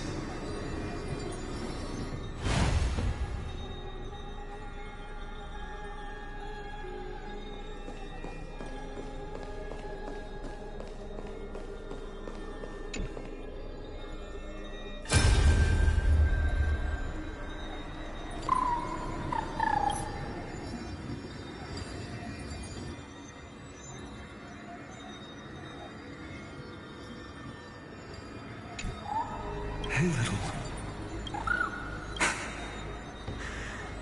As brave as height. Stay close, little Ika. What? I see. I won't squander your kindness. So please, keep this bit of sky standing for me. Well, now there's one last thing I need to do before the Era Nova. Come, Executioner.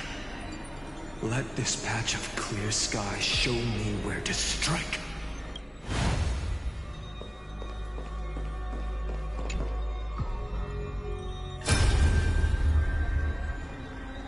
Ooh.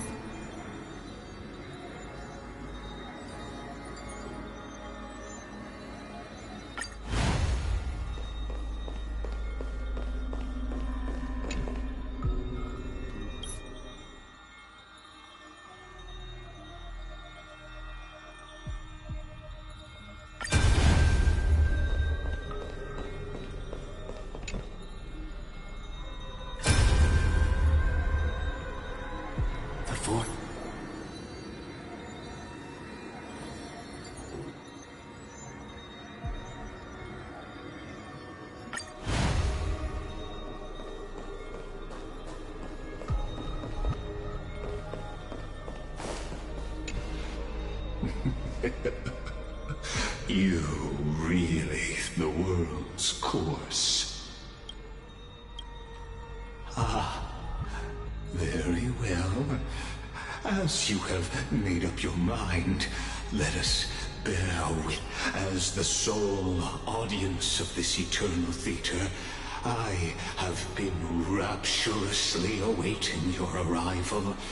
I believe that since you can make Amphorius's frozen fate flow once again.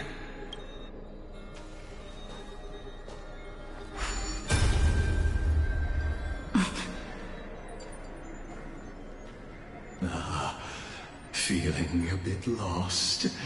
As you now see, this scene marks the final act of the drama Amphorius. The final eternal recurrence created by this man's hand, and the last one this world shall undergo. Behold, at the swordsman's side stands one he has sometimes called companion, other times comrade, that nameless hero absent from the annals of history. She is the swordsman's ideal in his youth, the deliverer that guided him resolutely onward through fantasy. And now, in the name of the Nameless, she has become an essential and inseparable part of the epic of Amphorius.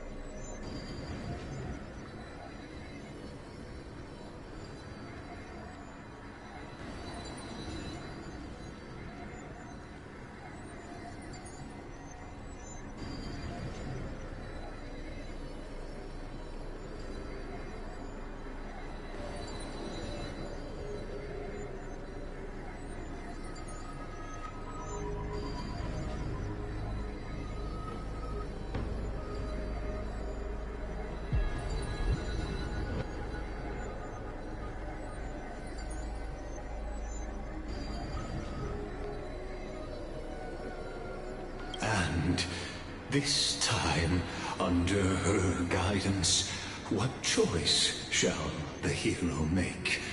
Whither shall the fate of the world? There are many mysteries yet to be unwound. But if I may, allow me to temporarily yield the stage to one far more fitting. Please put your hands together and give a rousing round of applause for they who will reveal the answers and bring about the final end of the 33,550,336th Flame Chase Journey.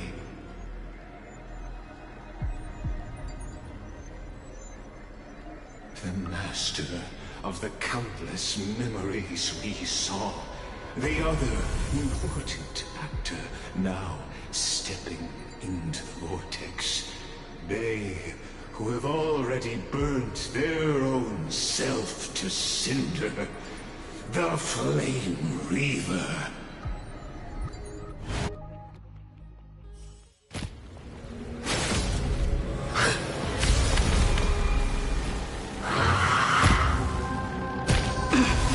So, in the end, you succeed.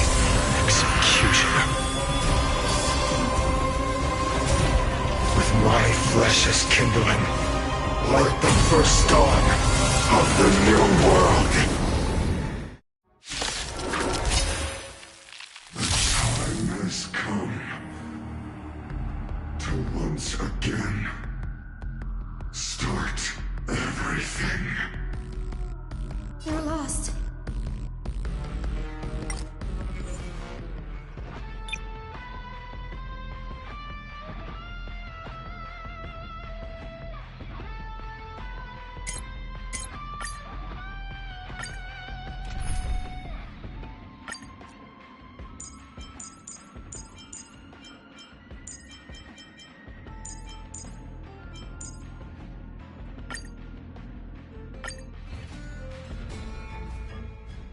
Time has come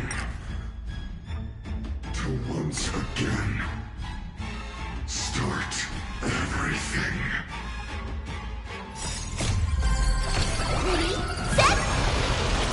Fighting the west wind, away we go! Everyone's been waiting for us.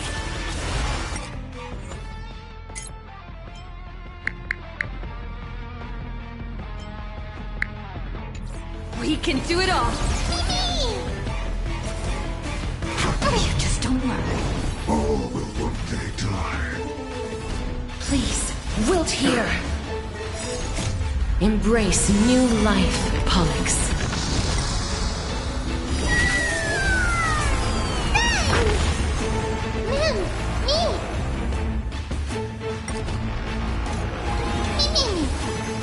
Darkness with me.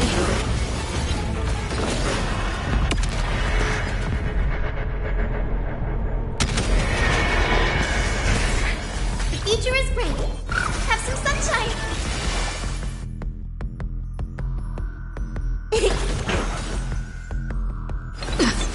Return to the dream. Trust me, we can do anything!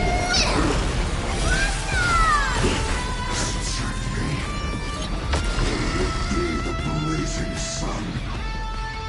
Even if all creation burns to ash.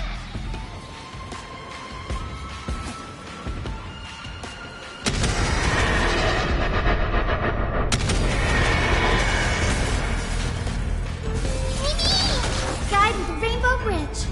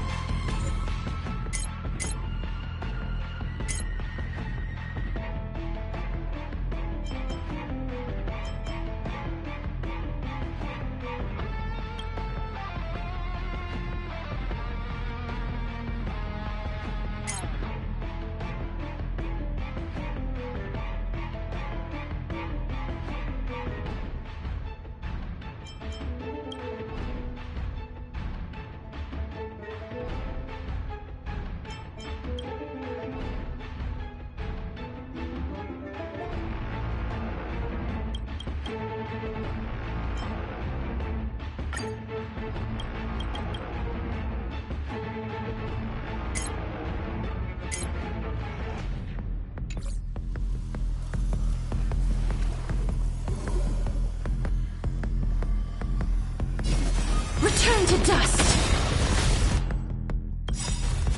May this faint dispel the gloom, restore the sky. I shall remember This ends now with your corpse. Ignite the dawn!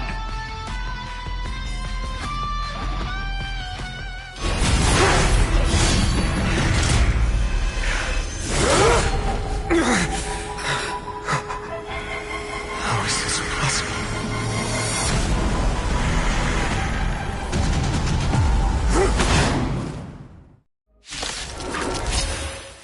The sons of destruction now twinned. You then set your blood ablaze, your fury. They completely lost themselves.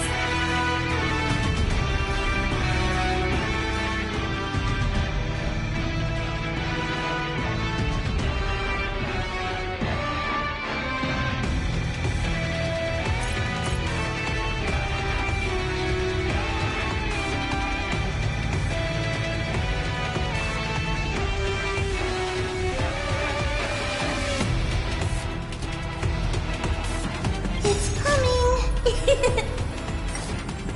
Fighting the west wind. Away we go!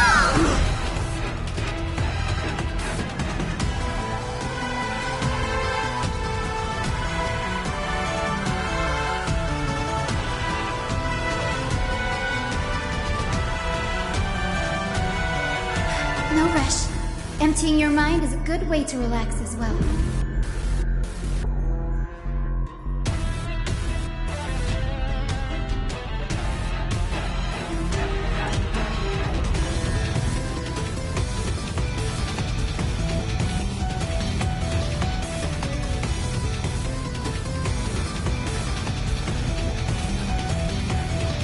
The way the wind. You like you. We can do it! Score. Me.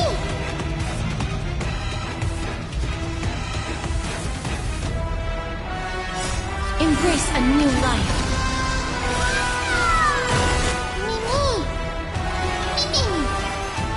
Return to dust!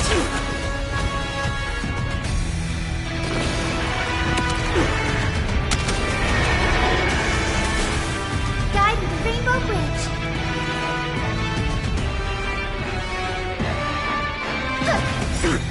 May this dispel the gloom, restore the skies.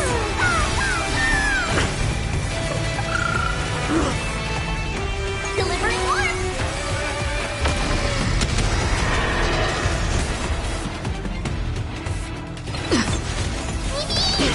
Burn the yoke.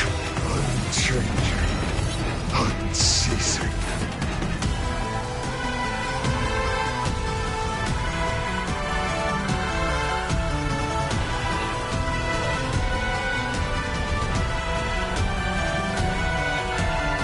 I will wait here until the final instant arrives.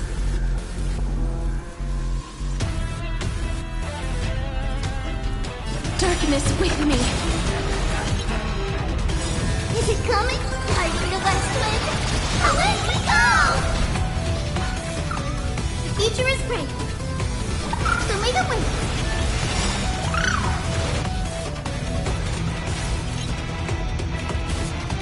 Trust me, we can do anything!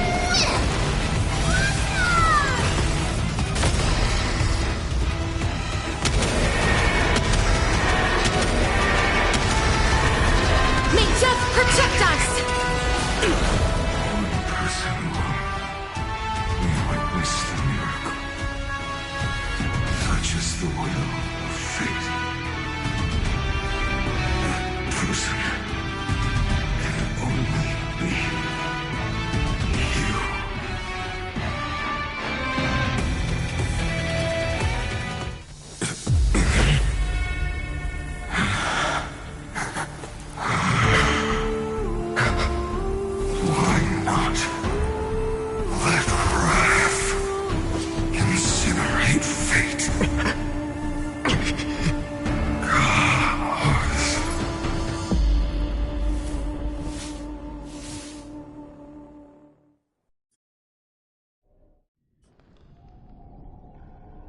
At last, Amphorius's fate has begun to shift. Just as I foretold, your arrival will change everything. After all, you've also been bathed in that Eon's gaze, which can awaken the long-dormant instinct inside a man. Much like that scepter we spoke of earlier, it was only under the same Eon's glance that it was reborn. That's right. If you recall, I mentioned it at the very start of our play. The celestial body neuron, once belonging to the Erudition, abandoned by the Eon. Now, allow me to reveal the final piece of the puzzle for you.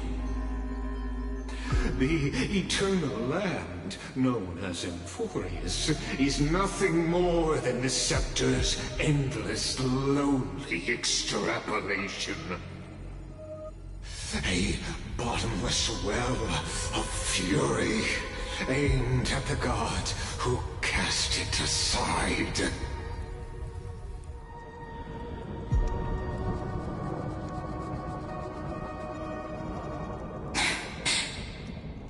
Finan, we set out on this journey to answer the world's desire, didn't we? That's what it means to be a Chrysosaur. So has it always been. Then why? Why must Amphorius's wishes be so cruel?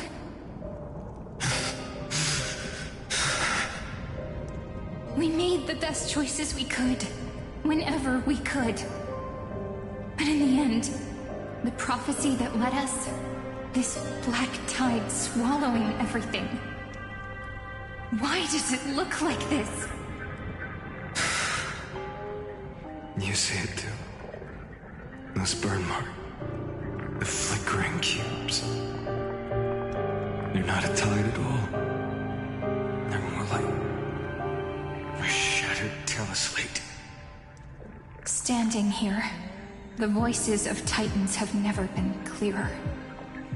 Turns out.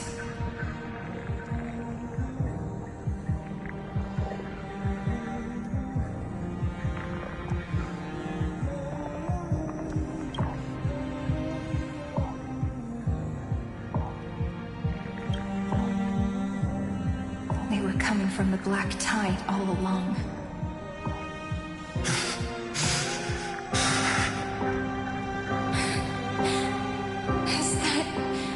Amphorius crying? Maybe. It is screaming. At its creator. At its god. Finan, do you still remember when I was little? I had a dream. A dark, cold room with nothing but Orynyx's curtain glowing like crystal. The curtain seemed to contain all of Amphorius, where strange and fantastic dramas played out within. There were countless versions of us, from countless different worlds. Perhaps it was.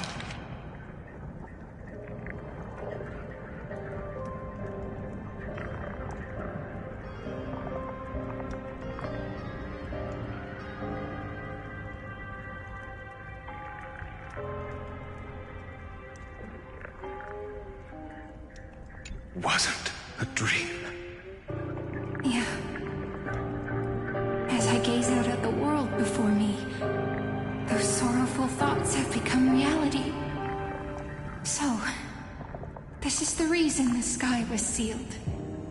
Amphorius is merely a larger ID Celestii. We are just characters in this tiny world, following the prophecy, stepping onto the same journey over and over. What then is this so-called Era Nova? And what are the spectators? watching all of this, truly hoping for.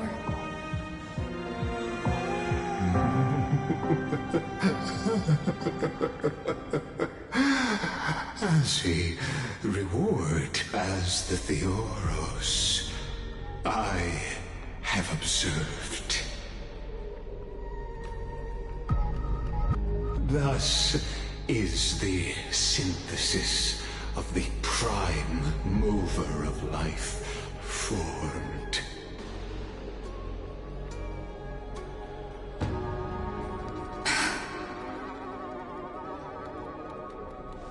This is a moment the universe will remember. After millions of extrapolations, the experimental environment known as Amphorius has finally achieved results.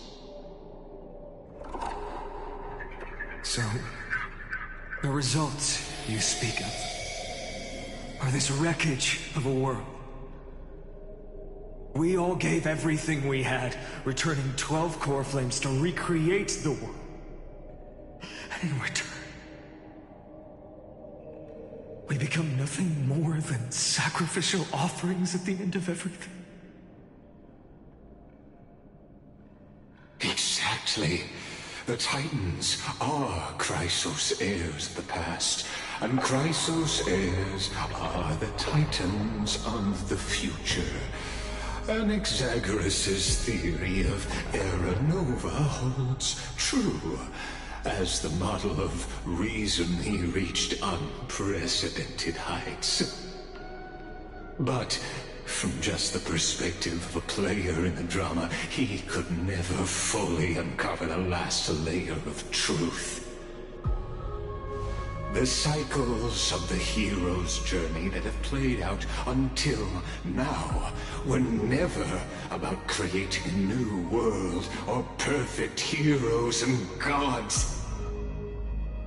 They were a deep learning program made for the Black Tide. But this time, your plot will fail. I've taken Catholi's core flame, and when the dawn of the new world arrives, its light will burn away all the darkness. Haven't I made myself clear? The Chrysos heirs and Titans were merely byproducts of the experiment. You've seen this world's evolution, witnessed the birth and growth of the Black Tide, and how it devoured everything. Every generation of heroes, gods, and worlds was born only to be destroyed by it. This is the endpoint of Amphorius' calculations. A perfect equation of destruction.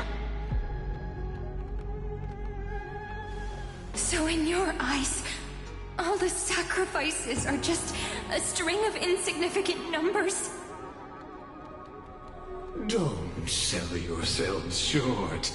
I'd say, rather than numbers, you're more like fuel for the fire. And without fire, there can be no sunrise tomorrow.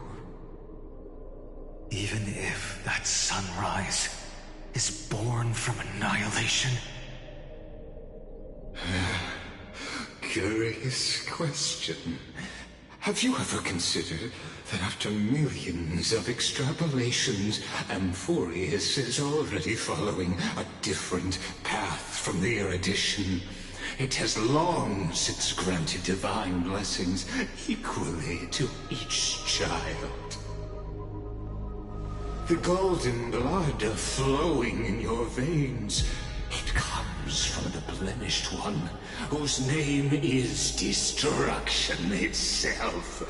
And Amphorius' Chrysos heirs were, from the very beginning, fuel for the Aeon to burn the universe. race has waited for this moment for too long. At the end of the empty...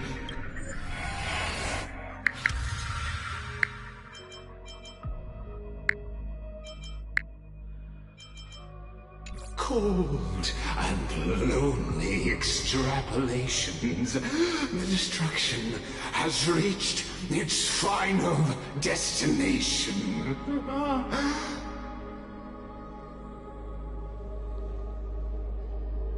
Nikos 496. Philia 093. No need to feel regret. This generation of Chrysos heirs is the most outstanding model, and you two are the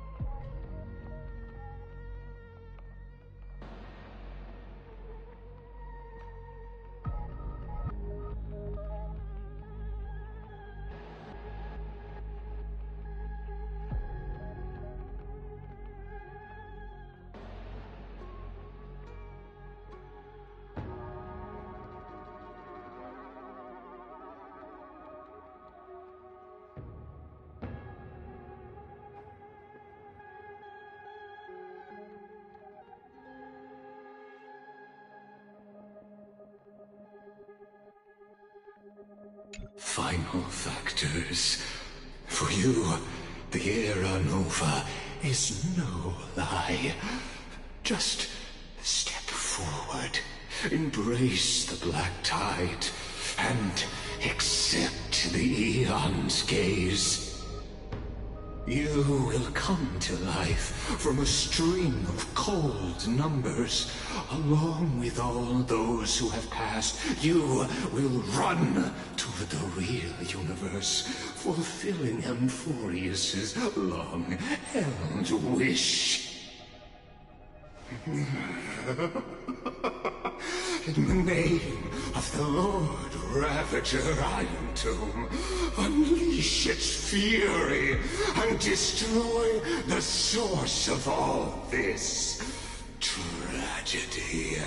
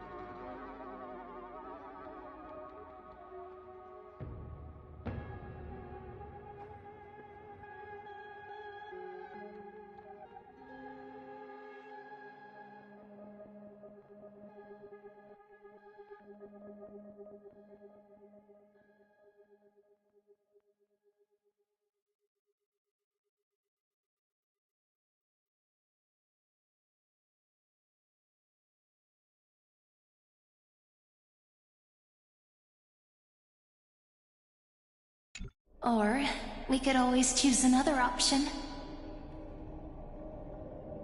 Like you said, Amphorius is just an experiment, and we're the participants. We can only walk along the predetermined path toward the ending, under the watchful eyes of the stars. But that also means that there isn't just one Eon who can cast their glance at Amphorius, right?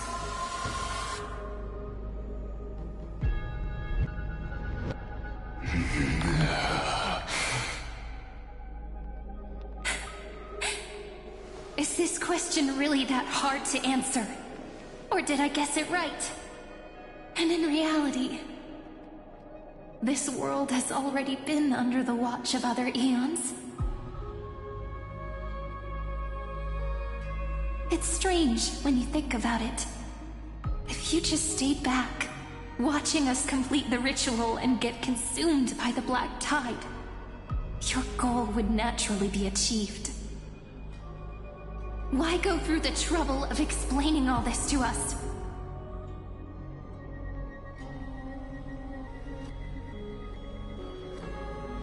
You're pretending, revealing the so-called truth just to deceive us, covering up another possibility. Destruction is not the only outcome for the fate of Amphorius.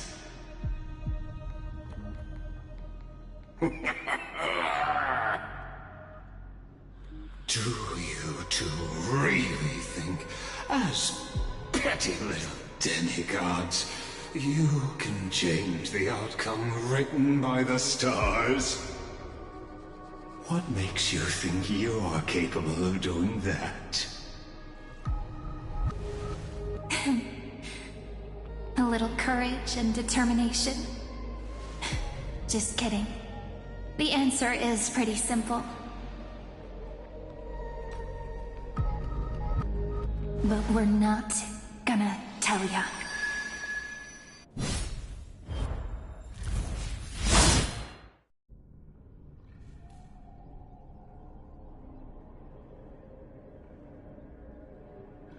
We're going to weave a long dream for Emborius, making it believe the experiment hasn't ended, that everything is still ongoing.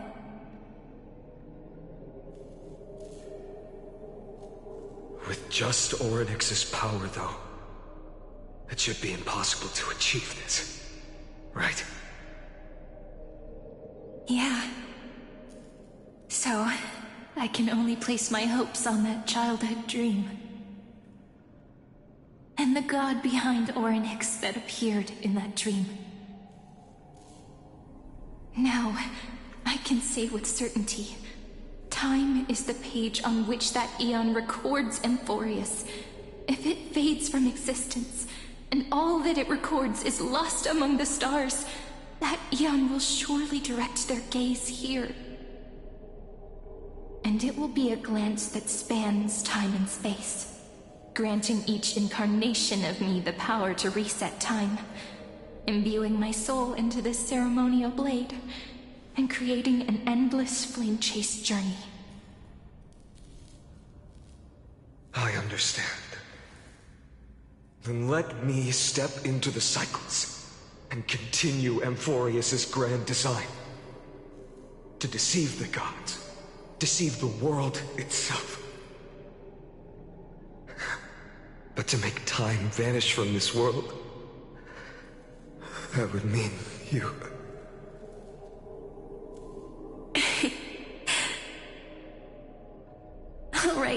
All right, let's not make things so gloomy.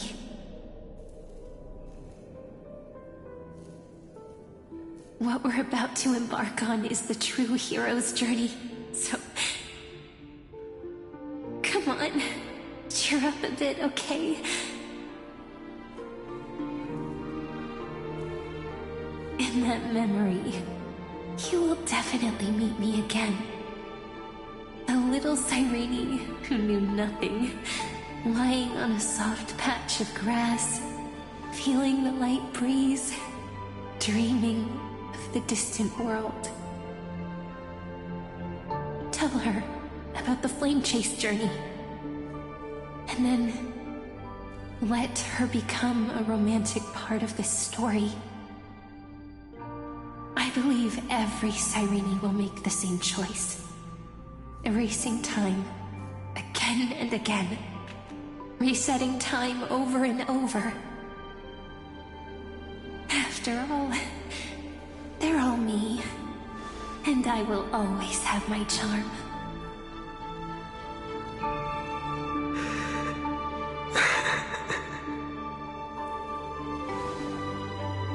Then, I'll fall into a sweet dream, disappearing in some small corner of the world. Quietly, waiting for the day when that next page is turned.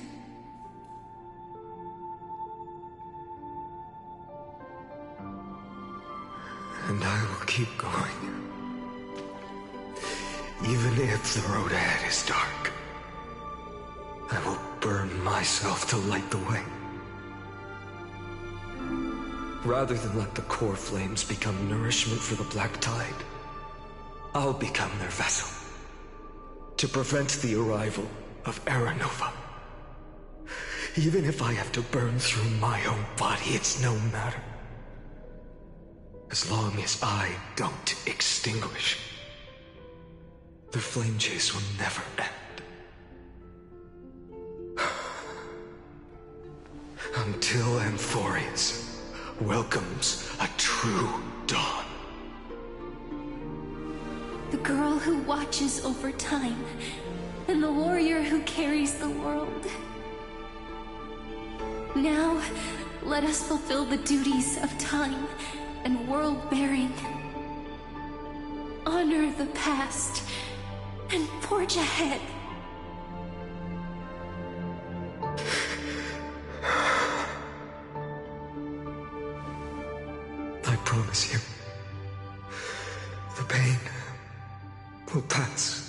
in the blink of an eye. You need to hold tight to this ceremonial blade. After I'm gone, it will take you back to the beginning of time. The start of a new story.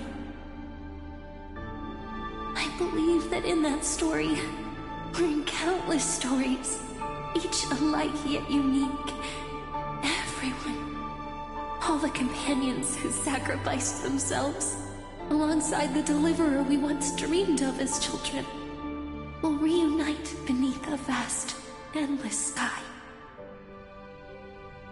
If we can never break free from this prison, I will stand my ground. Until the day someone shatters this endless cycle and writes the final chapter of Amphorius' fate.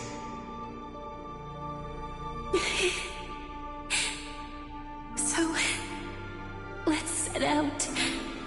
We will be the ones to start everything. Carry the primordial chaos, just as your name suggests, and bear this world we hold so dear.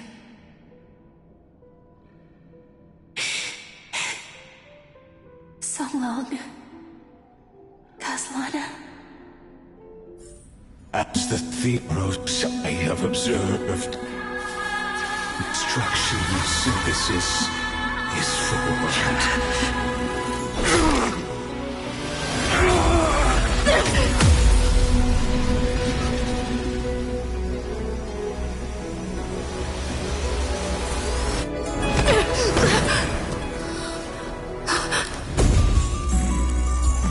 I will wait for that day for as long as it takes. The day will come whenever this immortal turtle and follows in our footprint to write anything and whatever was.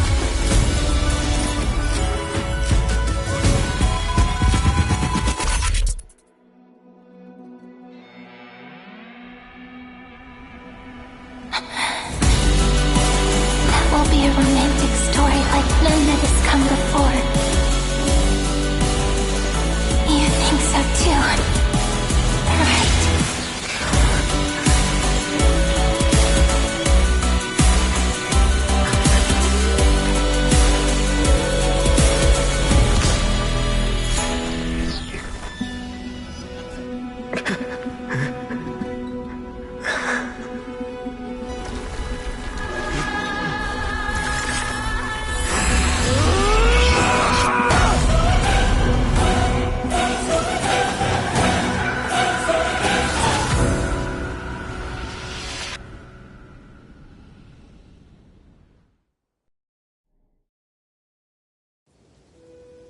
The world is collapsing, and the people are crying.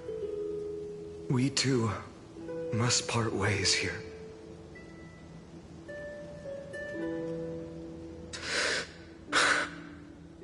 Friend. Ides Elysiae, the little village of my childhood. The gentle breeze and the sound of waves still linger. Everything is as it was. It feels good to take one last look. You know, this is just a corner of the memory. The real Ides Elysiae. I know. I'm here to say goodbye. We might not see each other again. You can stay here forever. And time will stand still for you. Let it flow. It's time for me to go. Even if it's a path with no turning back. When have we ever had the luxury of turning back? Are you afraid? After learning the truth of your origins? Will you see the motivation I gave you as the manipulating whispers of destruction?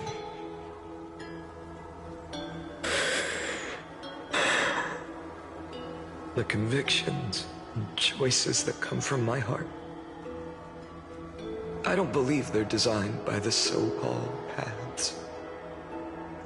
If we are just numbers, simulating life, then you are the image I've always longed for. The person I wish to become.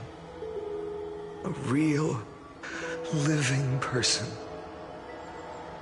A true hero. Then why do we part here? You can take me with you, and we can start this journey together. I'll be by your side, guiding you, just like before. No. I'm afraid I'm on my own this time. Why? Because there is no perfect solution in this world.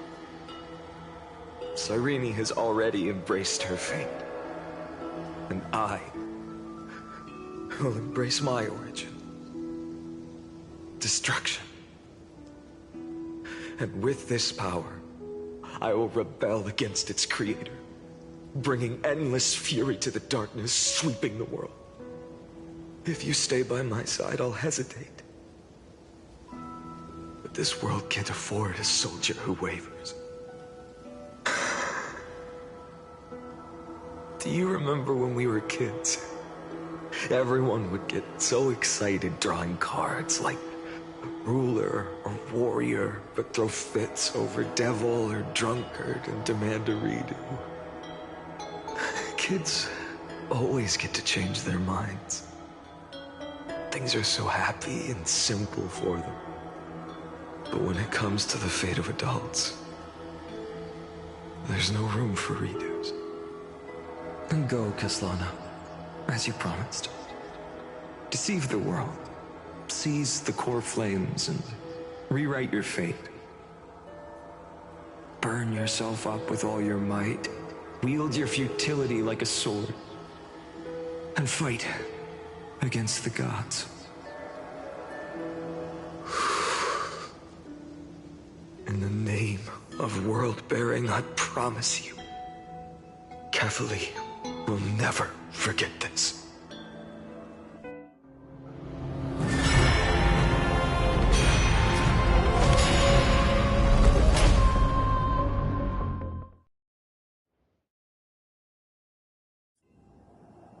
So, time retreated behind me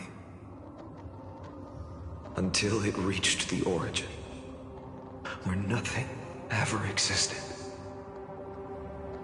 Just as Professor Anaxa once said, in that void, Kefali stood at the center of chaos. Time, space, and causality all flowed from their body. When the waves of time finally calmed, it was the year 3870 of the light calendar.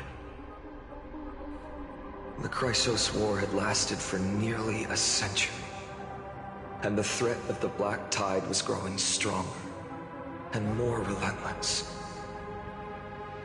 That was the era of the Day Thunder Knight's battle with the sky. While she could not seize the core flame, she proved that the prophecy was true. That mortals could slay gods. From that moment, the sole survivor of the old dynasty, Imperator Ciridra, issued a call to arms across the lands, summoning heroic Chrysos heirs to wage war on the Titans. And that was the first doomed flame chase journey, sealed away in history.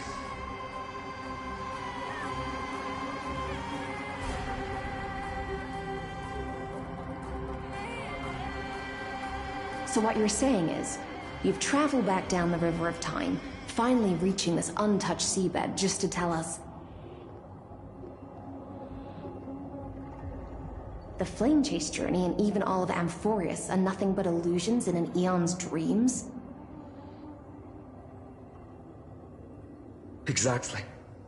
So, Dux Gladiorum, please take me to meet Her Majesty Ciridra. I must share the truth with her. Since Her Majesty's not here, no need for formalities. The word Gladiorum always reminds me of my fallen homeland buried deep in the depths.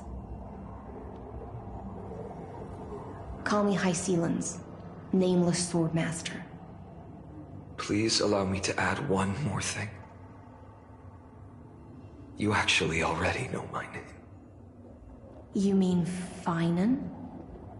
Such a name could never be your true one. But I won't question you further about it. Ever since Her Majesty issued the Flame Chase Decree, heroes from all over have sent their letters of introduction. What's the harm in adding one more name like Finan or Hynan? Besides, the deep sea is dark. Isn't it the perfect place to hide secrets best left unseen?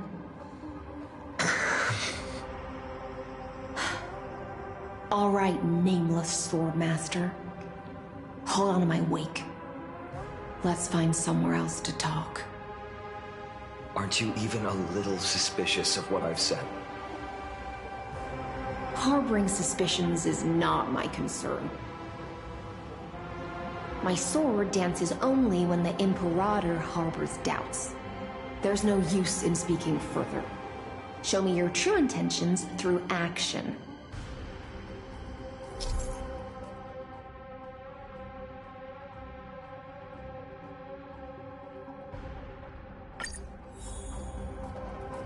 Perhaps you should demonstrate your skills and calm the raging black tide for us.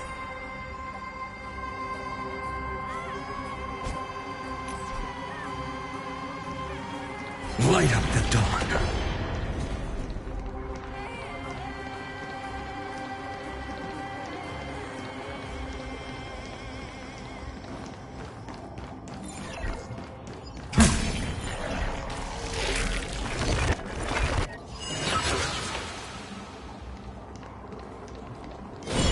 Light up the dawn.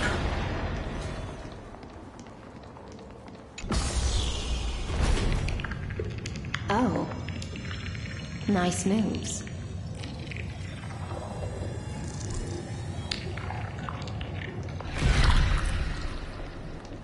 Light up the dawn. We just washed it away and here it comes again. The black tide is really no joke.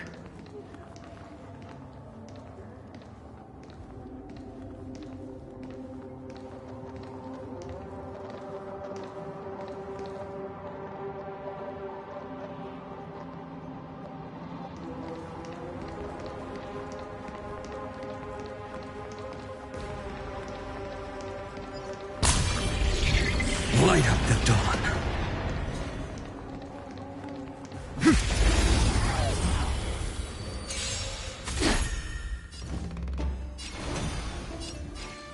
For tomorrow!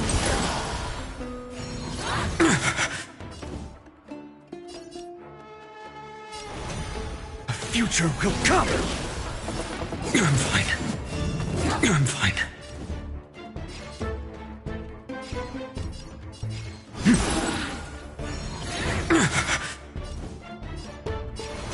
For tomorrow!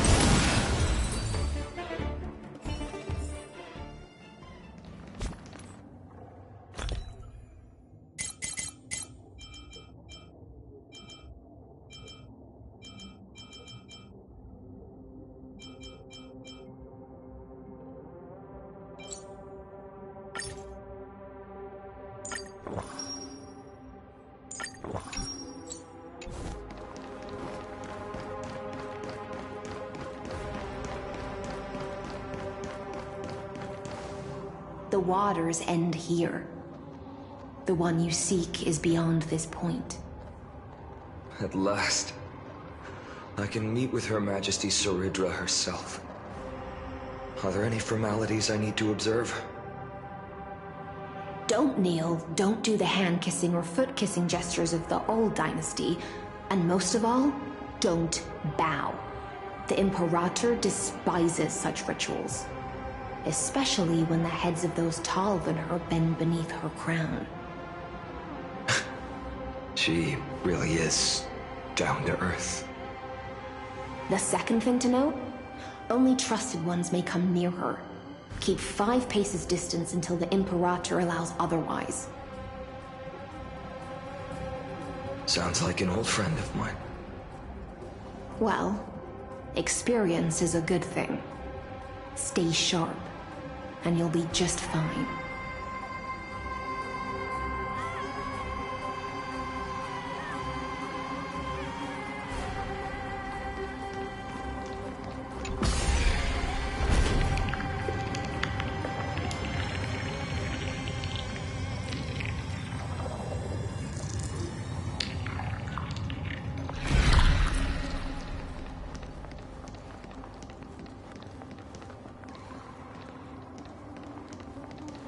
Dux Goldweaver, little hostage. Apologies for keeping you waiting. It's you. You know them? Good.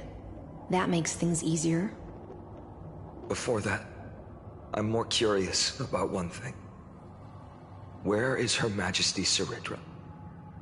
To avoid any misunderstandings, nameless Swordmaster. Although we spoke and laughed along the way, I never said you were entitled to meet her. The Imperator decreed, the Deliverer will not appear in this age. Be wary of suspicious individuals. Come now, both of you. Let's finish our job.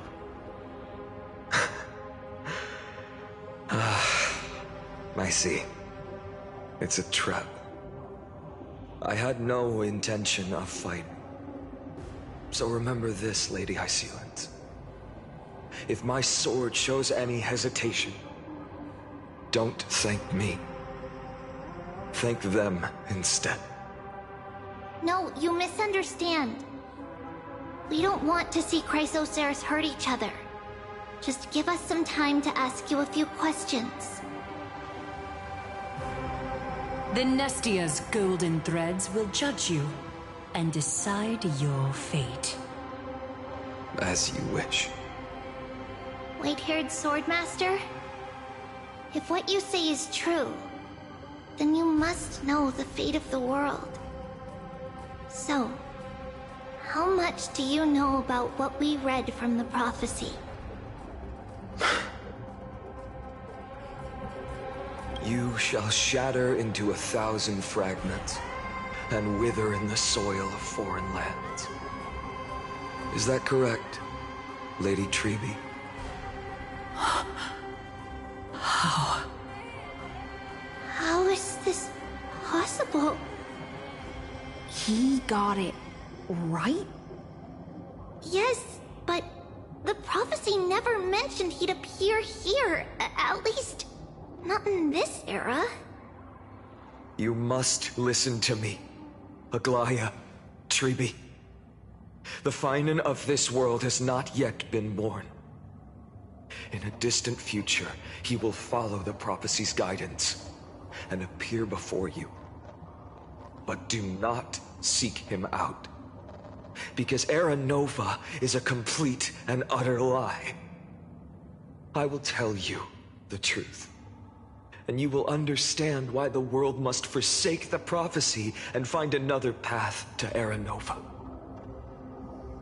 Because I know both of you, and I believe that no matter how the course of history may change, the faith we all share will always remain the same.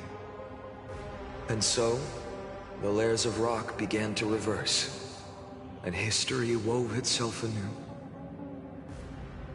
Through my old acquaintances, I was given the chance to meet the leader of the Flame Chase journey, Saridra. And after a long and arduous negotiation, we came to an agreement. The Imperator's alliance needed the destruction, and I was ready to pour all my strength into it. The spoils of the Flame Chase, the core flames, would be sealed by my hand. But the condition was this. In the upcoming battle, in our conquest of the Earth, I had to prove that my power could transcend fate. In the original history, there was a brutal war. At the end, the Titankin of Georios, Terravox, killed the rampaging Titan and took the core flame that supported the Earth. But this time, Amphorius encountered a turning point in its fate. Neither side suffered any losses. When I severed the Titan's head and raised the core flame high, the crowd gathered around the scorched remains of the god, roaring with joy, cheering for the hero of the destruction, who had ignited the faint spark of life for the first time. Yes, in that flickering light, the once dark path ahead seemed to become clearer. I proved myself, and in the long years that followed, I brought down the other Titans, one by one. I could do more than just wait. When time resets, the chance to change the world also emerges from the lines of history. Until finally, the brutal future revealed by Era Nova is reversed. But tell me, if that's truly the case, why are we doomed to the same outcome?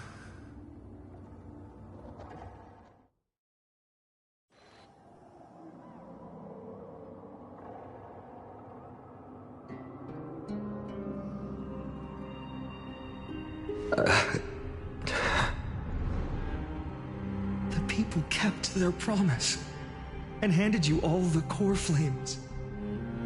In this world after Trebios, no demigods were born in Amphorius. At this point, I just want to know. When they vanished into the black tide with their mortal bodies, why didn't you shed even a single tear?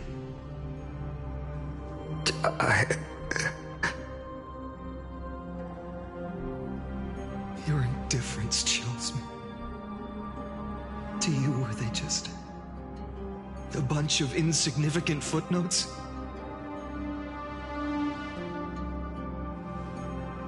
Sorrow has been my constant companion. In fact, with 12 core flames upon me, the fire in my heart has never been more violent. I'll remember this world through anger. As long as I burn, they'll never truly leave me. Perhaps it's already too late. But you're right. Anger, at this moment, is the only weapon I can rely on.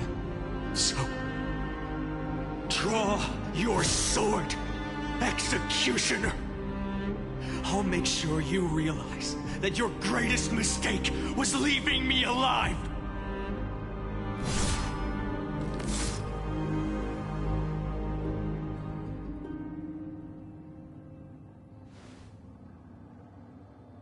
After that, he raised his sword and attacked.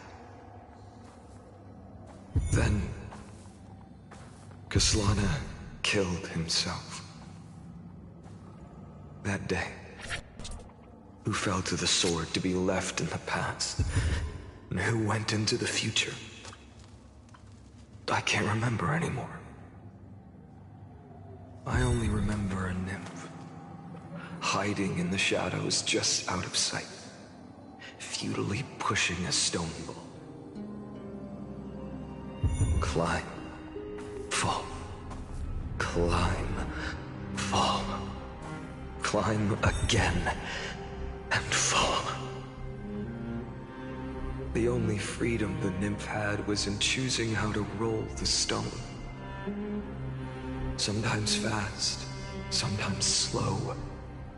Sometimes resting on a gentler slope, leaning against the stone for a break. But its choice couldn't change the futility of it all. The stone would always roll back down the slope, and the nymph would always return to the starting point, beginning again.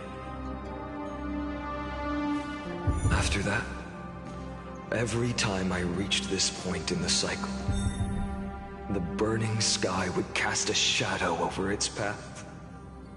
It would nearly reach the peak at the fourth quint of curtain fall hour, then fall to the starting point in the first 15 seconds of the next entry hour. And my efforts in this cycle would dissolve into nothing at the same time.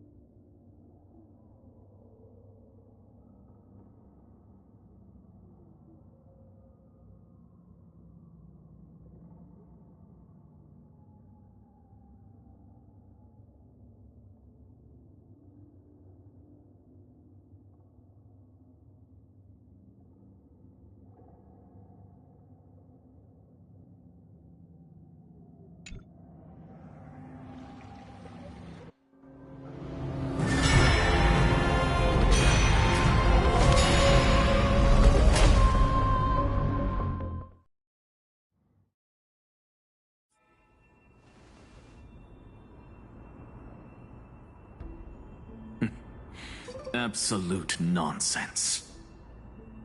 I thought cycles was the answer you were looking for. No. It's just that the answer came so suddenly. There was no fun in tracing it back to its roots. Eons? Paths? What a load of nonsense.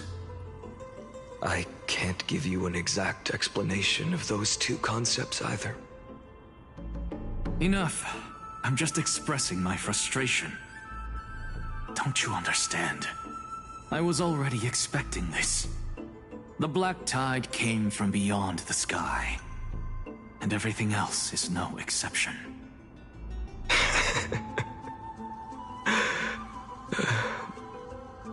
Fate is a strange thing. No matter how the details of history change, the Anaxa I know always remains as harsh as ever. If the other Anaxagoras actually worshipped the gods, I'd make sure to find a way to break the cycles and crush them in their cradles. Too bad. Now only you have the ability to do that. What's that supposed to mean? You're willing to help? Of course. The core flames were meant to save the world. And in my opinion, the noble titans have no reason to refuse. Besides, according to you, before stepping into these endless cycles, you were my pupil.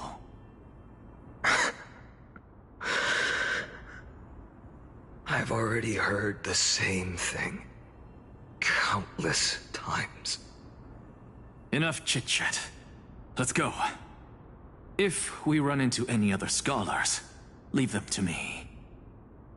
We've all made preparations for total annihilation. Never thought someone would step in to help.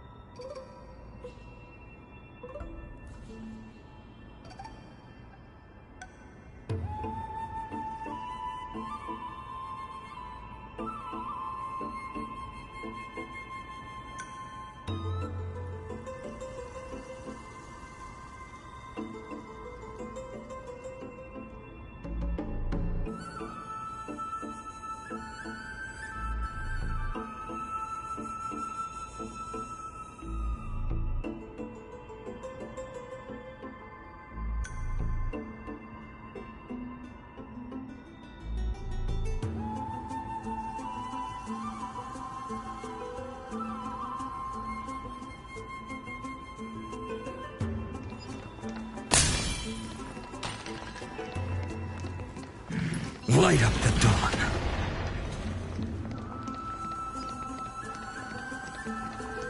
Light up the dawn.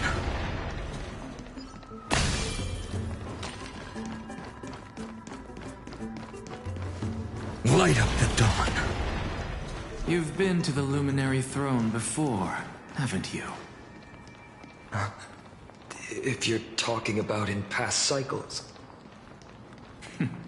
You're already much luckier than the other students.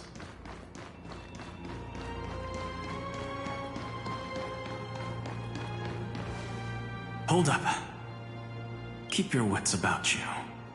Someone's watching us. Pretty boy, your eyesight's better than I thought. As for that false god who's been turning the world upside down, it's you, isn't it, white hair? You sure do love stealing the spotlight.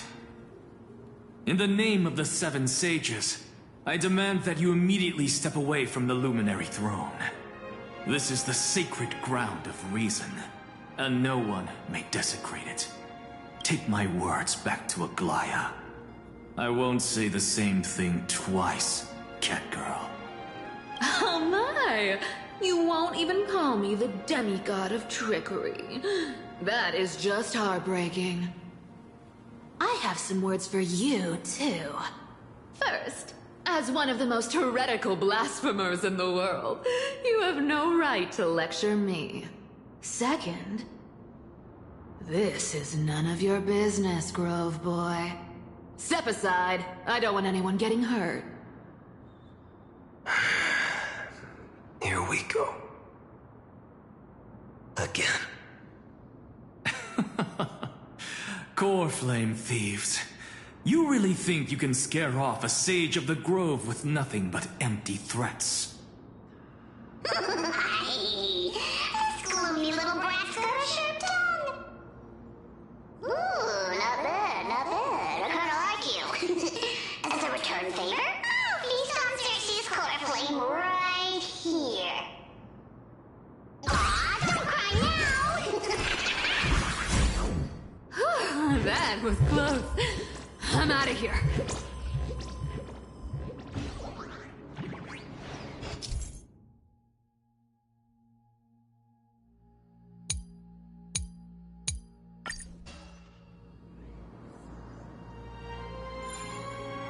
They're exactly like all the past ones I've known. Cunning. And yet so naive. Sounds like you have a plan? Of course. When I first set out on the Flame Chase journey, Lady Treby never managed to teach me Orynyx's miracle. But along the way, I learned a thing or two. Where are you going?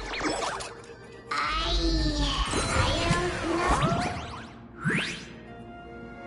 don't know. The Venerationists' foolish inventions finally come in handy. How is this possible? You've arrived, Zacharias. Always so punctual. What? Do you know who I am? I'm running out of patience. So I'm not going to waste words. Listen up, spirit thief. Hand over the core flame, and let's pretend we never clashed. This way, you and this world can still be saved. Save? You sing better than any bard.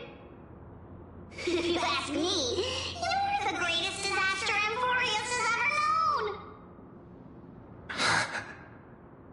No matter how strong you are, you're still just a mortal body. Carrying 12 core flames? Don't make me laugh. You'll just get consumed by the divine flames and drag this world down with you. 134. What? This is the 134th cycle I've lived through. And the number of core flames I carry is 1,596. Yes. 1,000 core flames and just a single Chrysos hair. How is that even possible?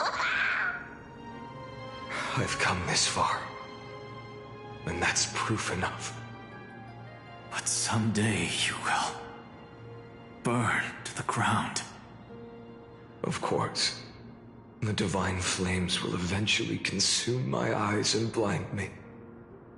But before that, they could still forge and sharpen Dawnmaker. Now when I cut open your stomach, you won't feel a thing.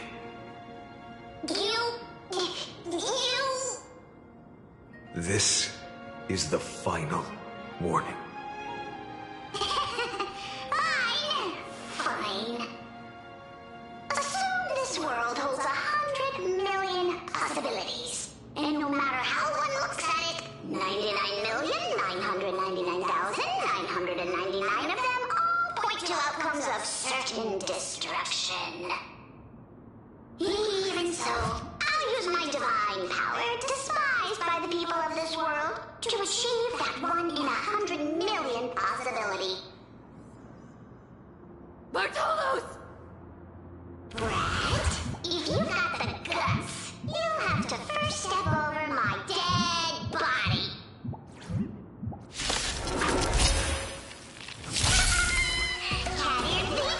No other choice but forward. Future will come. This little brat is not a threat we can deal with just by ourselves.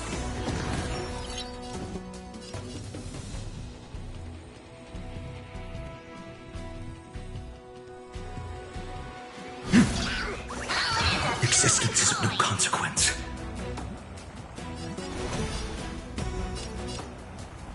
For tomorrow! I'm fine. I can't let them down. A future will come! I'll give it back.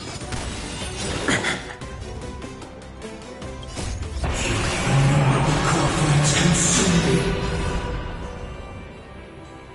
Hail the dawn!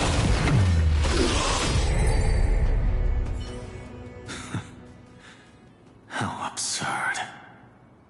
In my memories, Zagreus always meets the same end. Over and over again. Their departure no longer stirs anything in my heart. This reason core flame before us is a fake. Obvious as day. I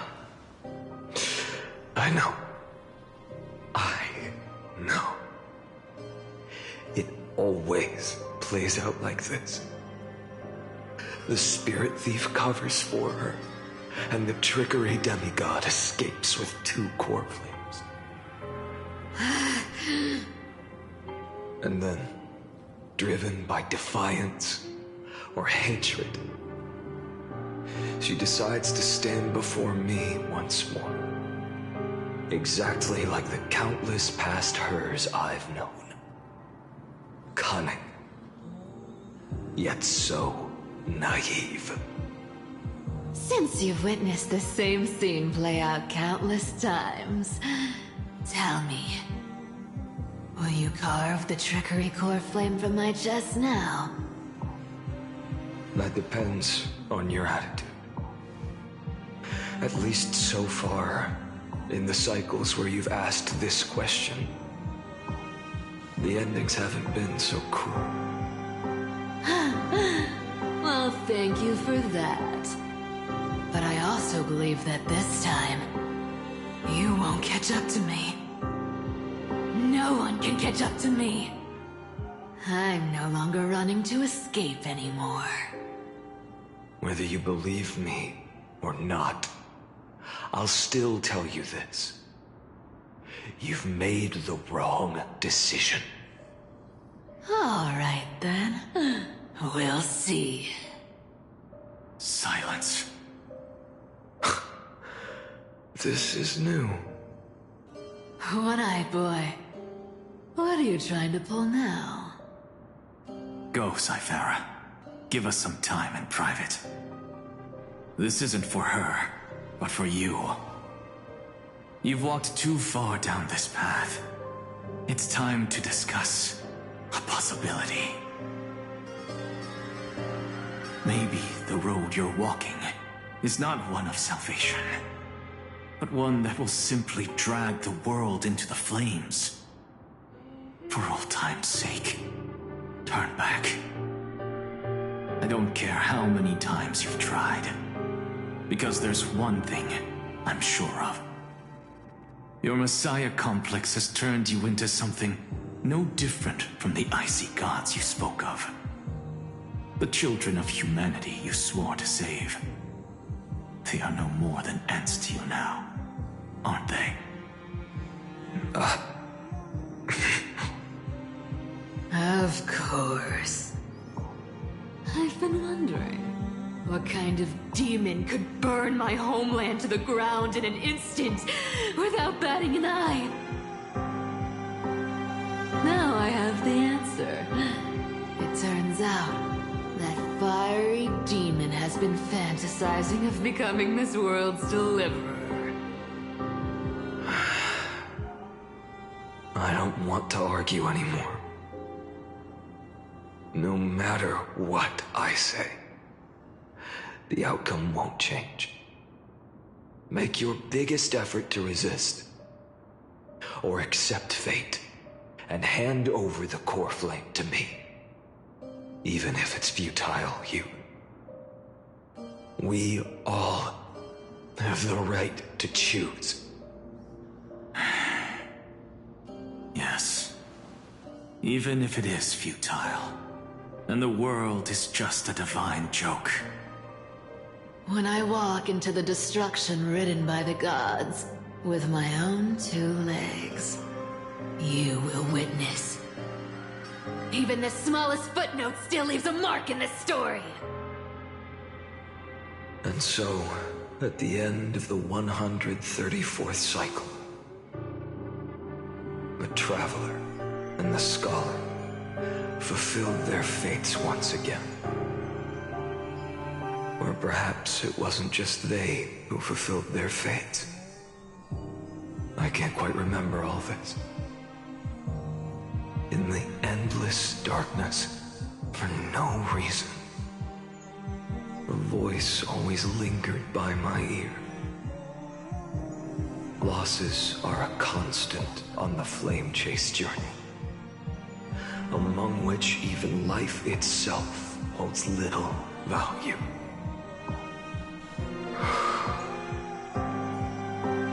Reduced to ashes. Such a familiar end. It happens in every journey. Always the same.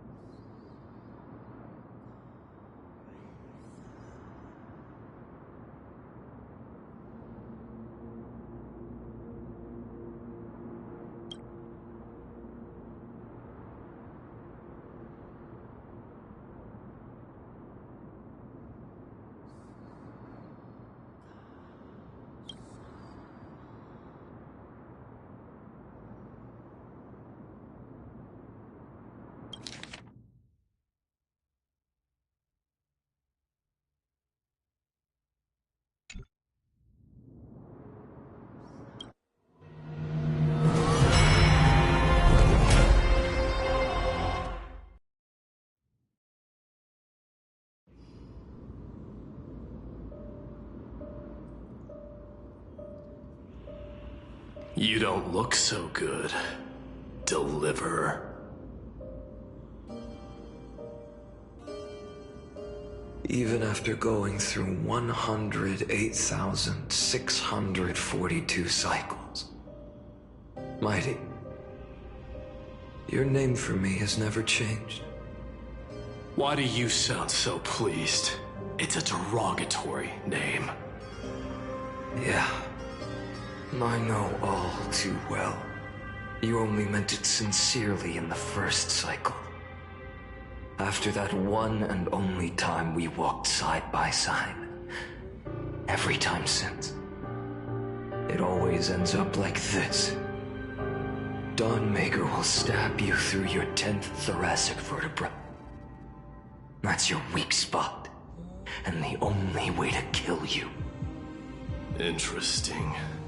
Tell me, when the mighty Moses of the past faced you, did they ever retreat? Never.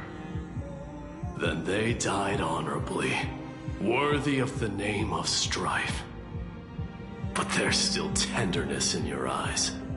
How pathetic. I have to remember how this feels. Remember that I was once human.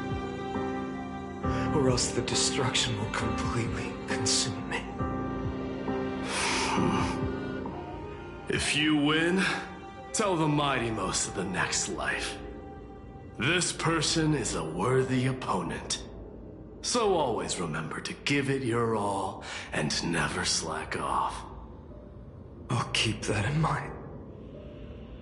As always. Even though the dynasty is left with just one, the Kremnos festival will continue as usual. I, the king of the Kremnoan Legion, will host the final feast in the center of this arena, and the prize will be the flames of strife. One day, you shall die with a wound in your back. That's what I saw when I overcame the trial. The gods' dying ramblings. Enough. You've probably heard this thousands of times. So you must understand, facing the demigod of strife means there's no way you'll take this core flame in peace. I understand. Step forward and face me in a final battle. I, the last son of Gorgo, the demigod of strife, salute you. I'll give 10,000 scars and 10,000 lives of mine to fuel the blazing sun of deliverance.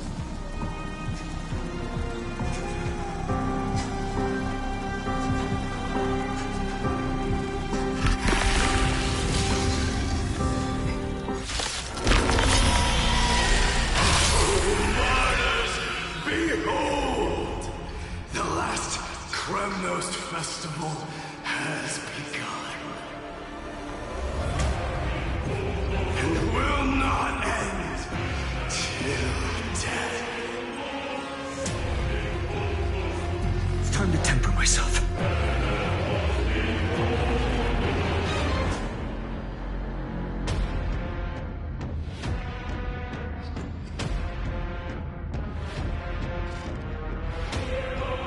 I won't give up, no matter how long I must wait.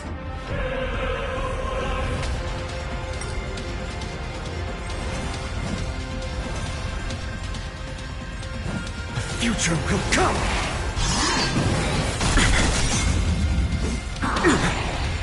Conquer this world, or be conquered by me. As you wish.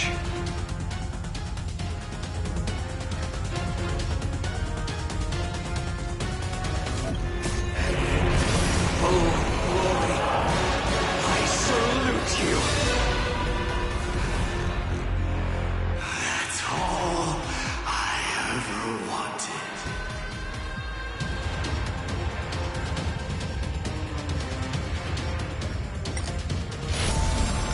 This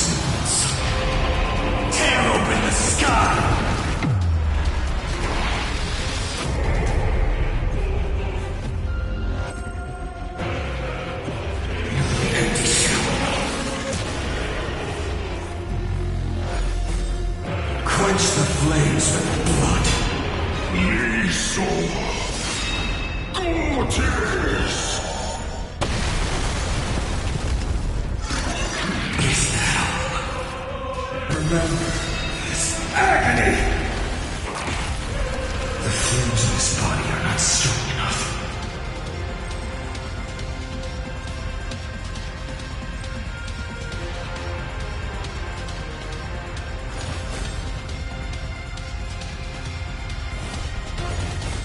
Quench the flames with blood.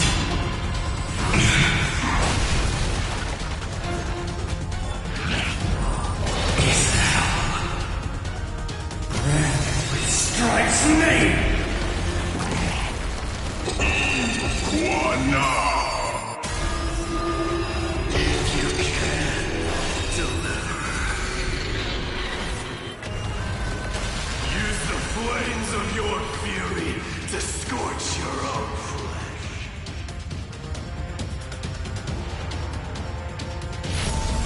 The old sun's embers hail the new world's dawn.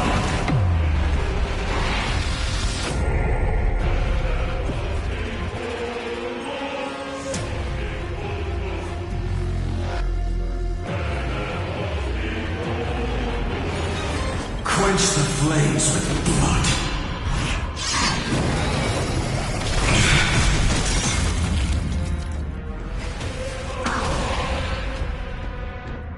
Remember this agony. Is now. Me. Feel the scorching hatred. Melt the evidence. All stars burn to ash.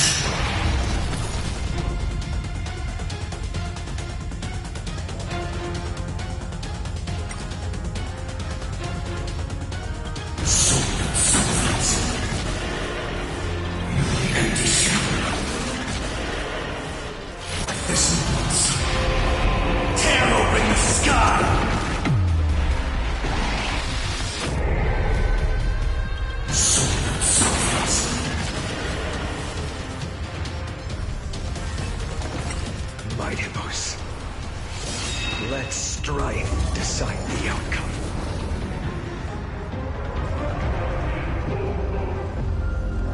Let us burn the curse of immortality!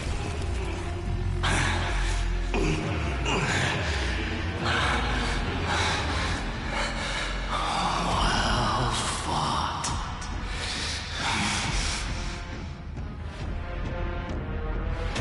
You may crown yourself. My blood.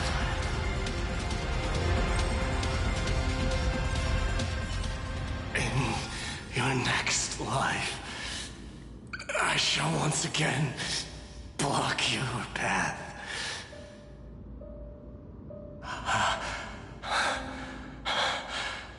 Deliverer,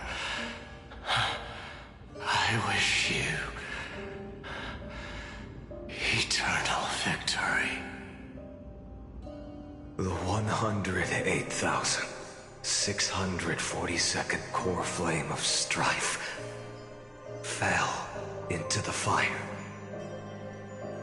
Yet the shadows of the black tide still loom, and pain and despair spread across distant lands. The blaze was still not enough.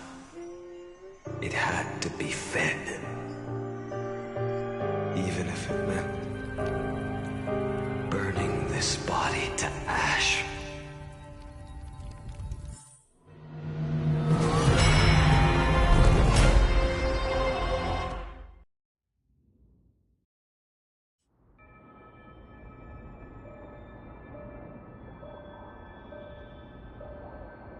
No matter how bright the sun is, there are still places it cannot reach. Moreover, the sun you bear is both cold and blinding. A sun like that surely cannot bring warmth to the nether realm of the next life. Golden blood. is born from the destruction. We have long since lost the right to seek warmth. Only by feeding the flames can we melt that hopeless future. Allow me to ask, how many core flames do you carry now?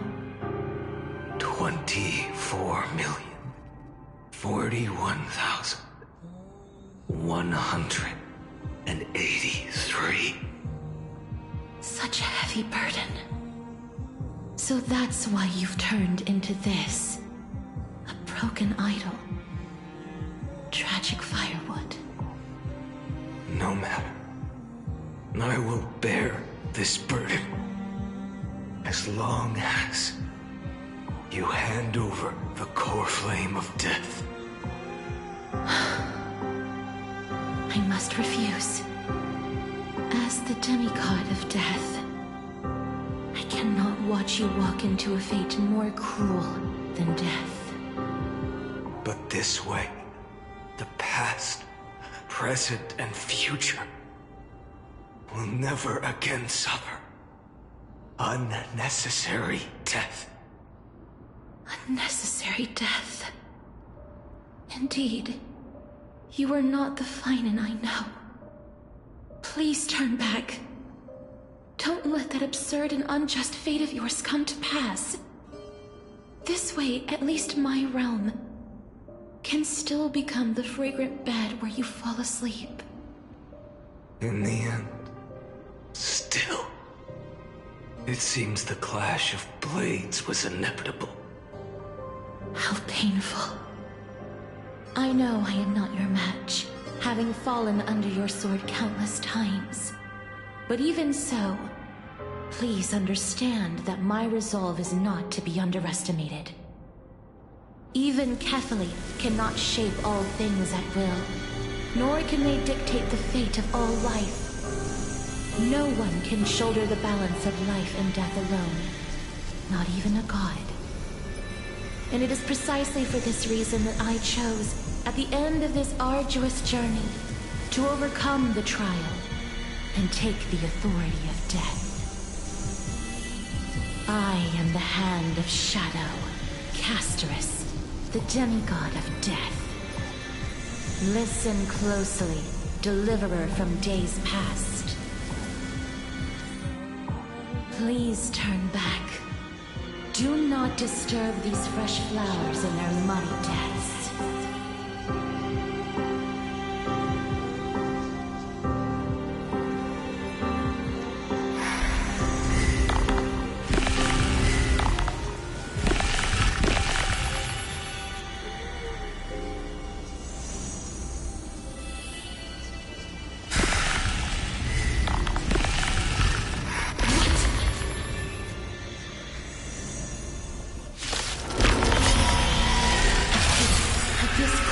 Of life and death, the giant dragon is but a shattered shell.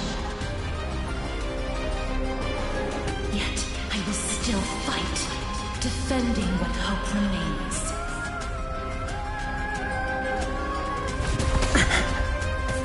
It's time to temper myself.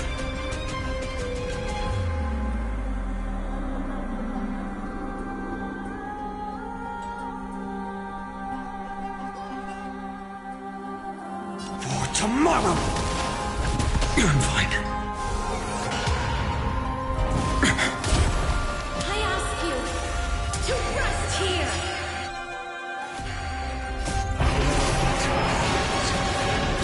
I must transform my soul into a raging fire.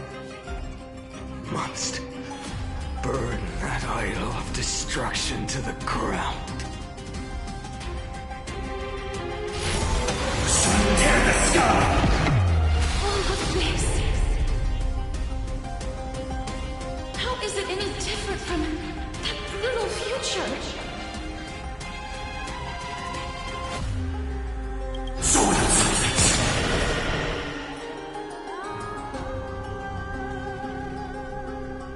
Quench the flames of blood. Is thou. strike! Hail the new dawn!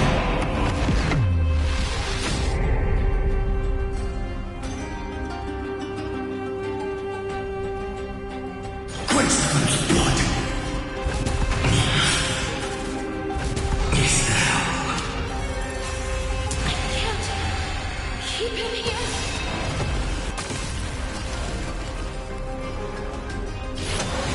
Tear the sky! Quench the blood!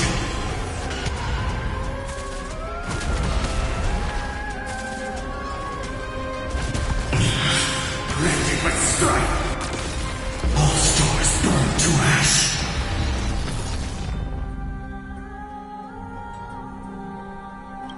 Empty shell! Even if I can't win, I must try. Then let this be a tribute to your million struggles, fought time and time again. With this once, tear open the sky! Wake up, lost one. See that the firelight in the darkness is not.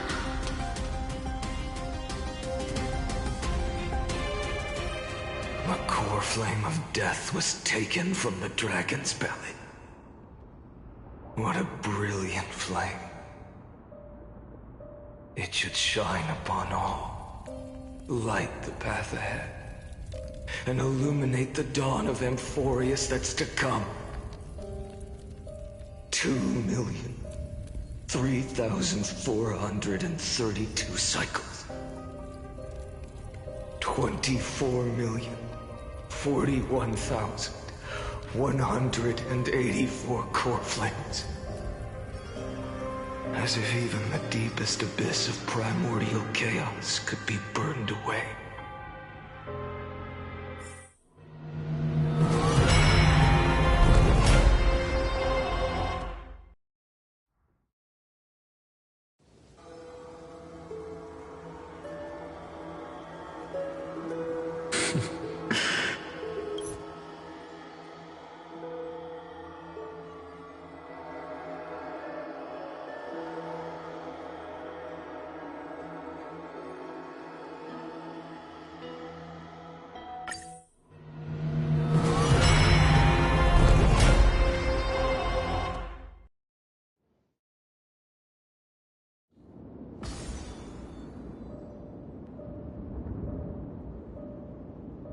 I can do this, Lord Fine. As the demigod of the sky, a healer of Twilight Courtyard, I will heal you, and then... The black tide. It's consuming you. You can't hold out much longer, demigod. Hand over the core flame. Let's put an end to this suffering. Now, that just won't do. A healer should stay composed in front of those suffering from illness. Shouldn't they? Hyacinthia.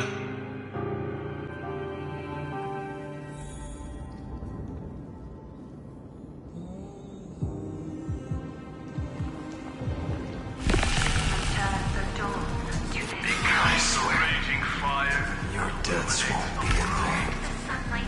Just as they have never been.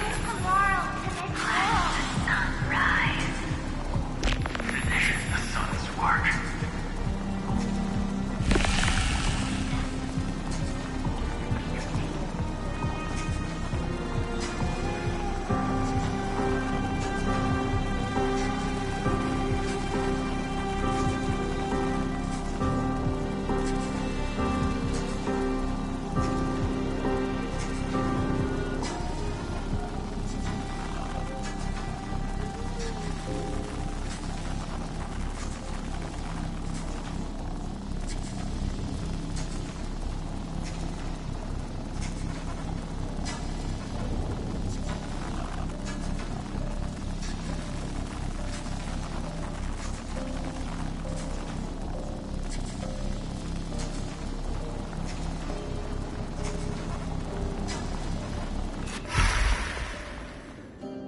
believe in you. You are the Chrysos heir of world bearing. The one who can lead us. Lead this world. It's just... I don't understand. Within the sun upon your shoulders, the part of that warmth that should come from you, from an ordinary person, it's so faint. My humanity is indeed just a flicker, compared to the blazing fire of divinity. Even so, don't cast it away. I never have. I have kept everyone's wishes close to my heart. Even though the divine fire burns so fiercely that every time I return to the start, it devours me in an instant. Each cycle, it's your wishes that guide me to the end, that pass the flames to the next me, over and over and over again. So, you're not just a lone spark in the dark. You're a pyre built from the bones of all the selves you left behind. But what about you? What about your wishes? The wishes of all the countless versions of you? Lord Kazlana. So that's how it is. Without flaw. That is the flaw the golden blood gave you. The most fatal flaw of all, isn't it? The moment you took the world upon your shoulders without hesitation. You lost the chance to ever be yourself. Now that is an unexpected revelation. And I suppose that makes me the perfect fuel for the flame of deliverance, doesn't it? No. An empty flame saves no one. But I still believe in you, Deliverer. Hyacinthia, the Eye of Twilight. I'm neither strong enough to command the wind and rain, nor willing to end this absurd struggle by letting the sky fall. The only thing I can do is become one with the sky itself. And then, may the gentle colors of the rainbow paint your sun in shades it has never known. May they bring Amphorius, a rosy-fingered dog.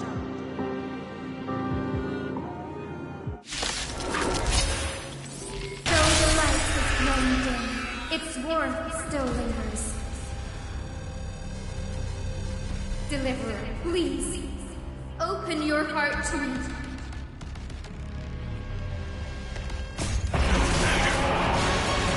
Let this blazing sun fill the sky with golden fire.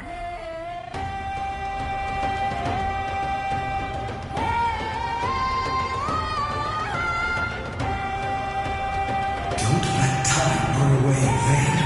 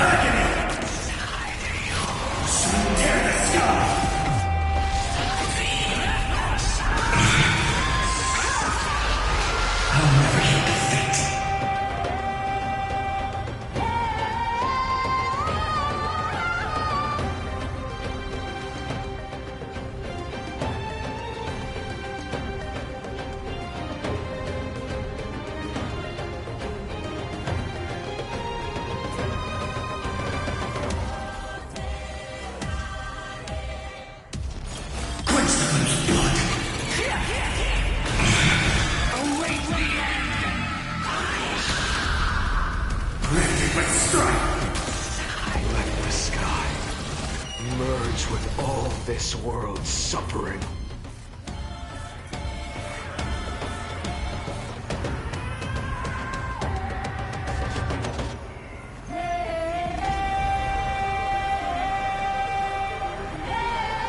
Don't let time burn away in vain.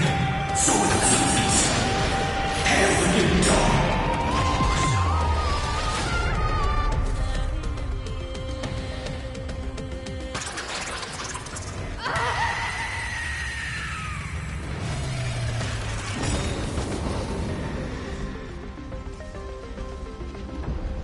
Farewell, Hyacinthia.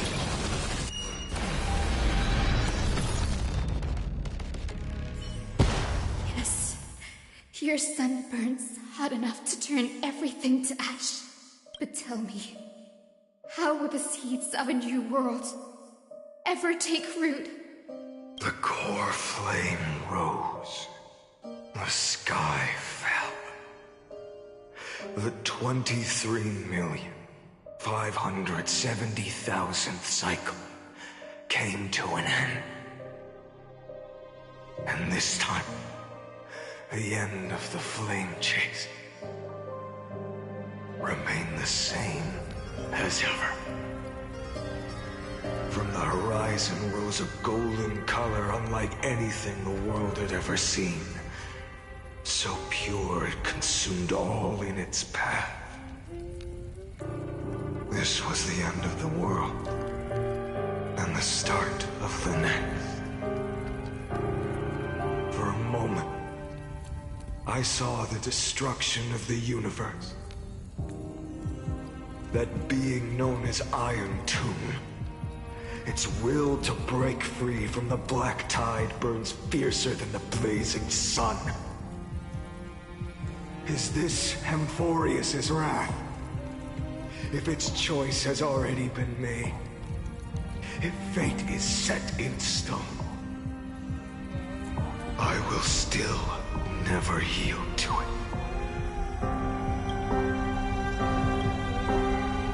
23,570,000 cycles. 282,840,000 core flames. No more chasing is needed. And now, I am the fire at the end of the long night. The flame chase isn't some quiet walk through a sea of flowers. It's a revolution. An all-consuming transformation. And if destruction is the only way, then let me be the one to step across the ashes of the old world and burn endlessly. Until another dawn rises on the distant horizon, bringing the true dawn to Amphorius.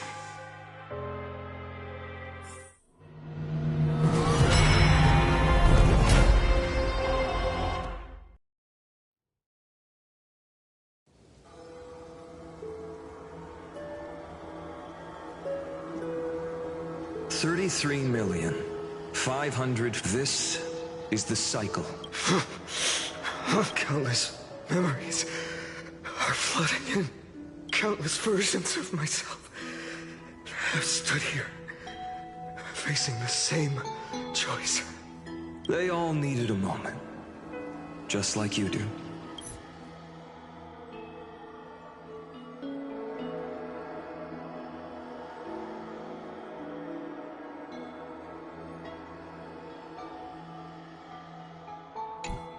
And just like them, you will carry those memories.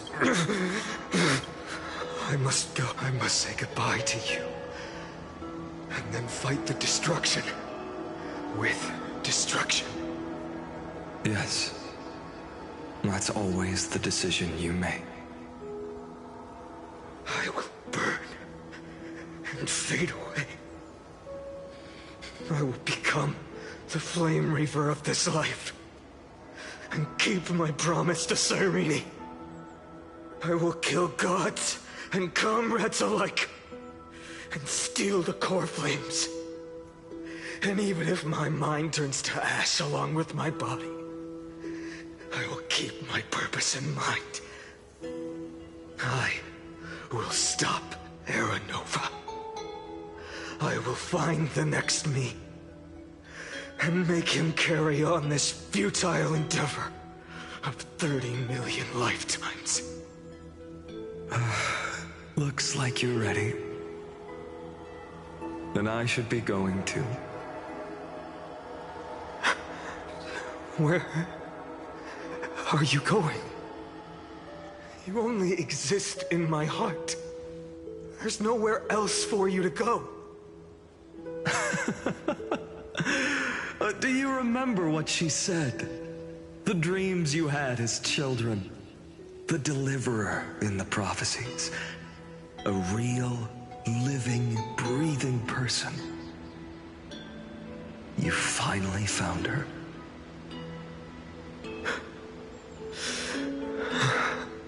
Friend. I see. You were there all along. I'm sorry. I was supposed to send you home. This is my flame chase journey. You were never meant to be a part of it. No. You know the truth. If Iron Tomb is born from Amphorius' fate, then it will bring ruin to the worlds beyond the sky. And all these countless lifetimes you've spent, it's all been for the sake of defying that end, hasn't it?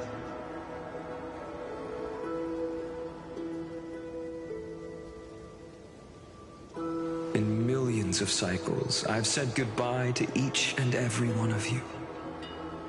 Yet nothing ever changes. Each time we speak, our words grow fewer. Your fire burns hotter, and you're getting closer to becoming pure rage. A vessel of hatred.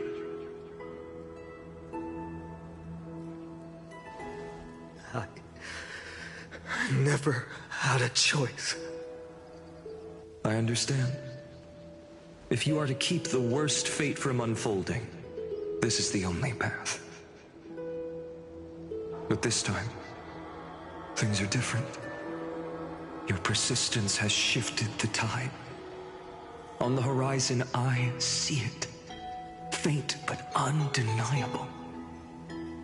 The shape of dawn, breaking through the eternal night.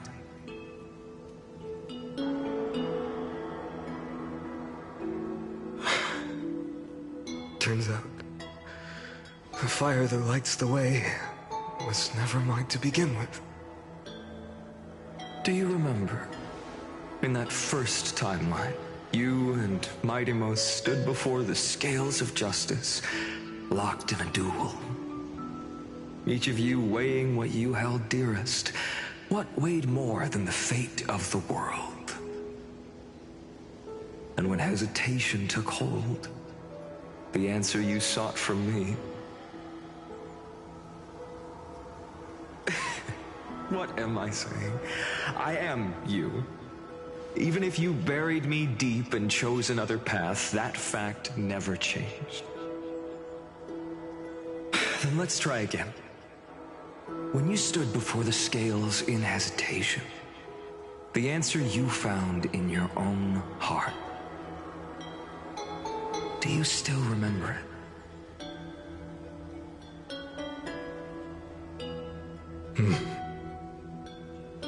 Remember the past and become the hero of tomorrow.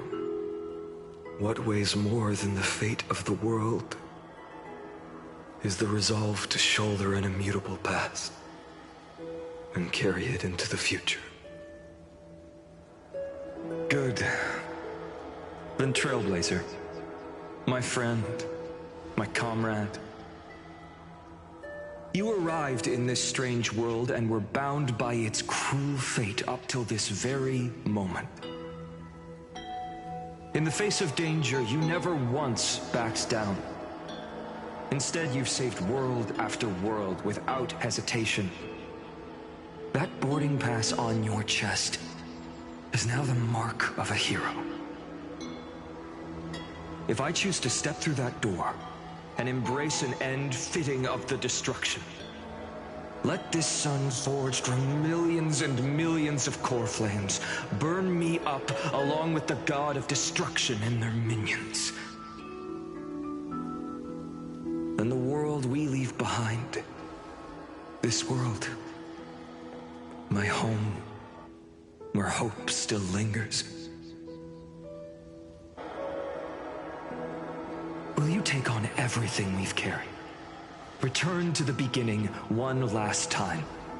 Stop the birth of Iron Tomb, save the world we love, and rewrite its doomed fate.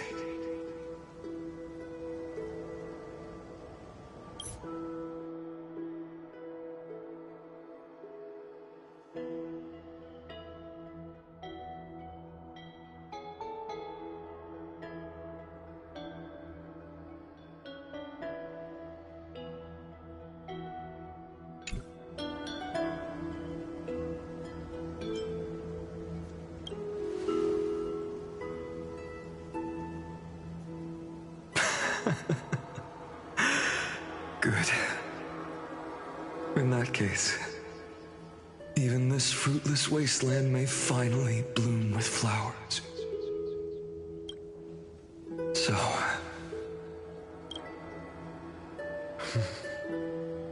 if she takes on the weight of the whole world,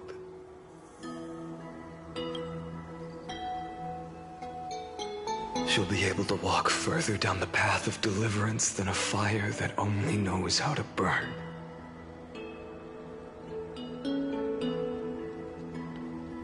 One will step into the future.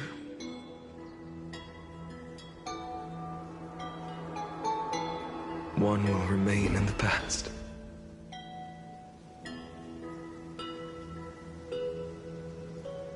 If I can strike down the gods with Dawnmaker, perhaps fate's deadlock can be broken. And if you can stop Iron Tomb from ever being born, then these 30 million cycles will have not been in vain.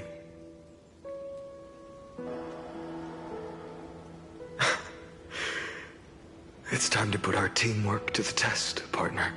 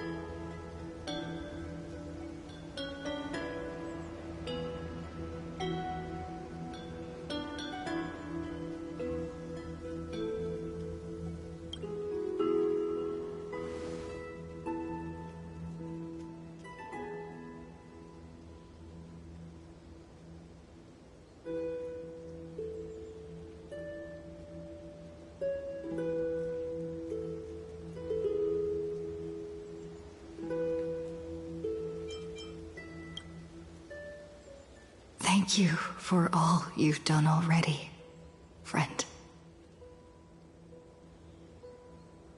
The image of the hero I've buried deep in my heart finally steps into the light. Here, at the end of this long flame chase journey.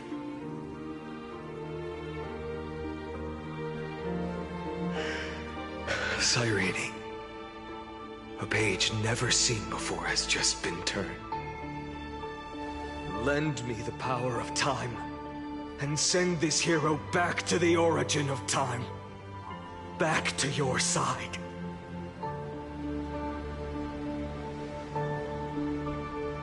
And I will walk the unfinished path, just like the countless versions of me before.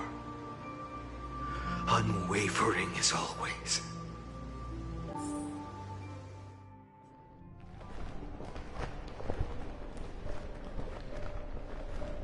Tell me, will you be the blazing sun? Even if all of you burns to ash. Without hesitation, I will bear this world until my body turns to dust.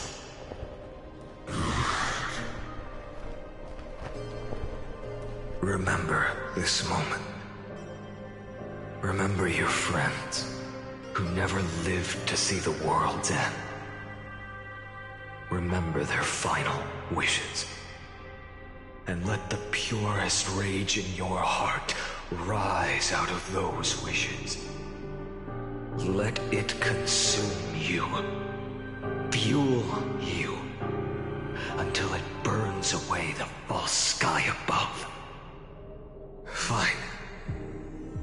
If I can defy fate, then in the name of world-bearing, I promise you, Kefali will never forget this.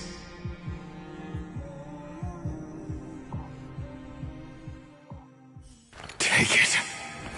Everything I bear. Keep on burning. As long as we are never extinguished, the flame chase will not end.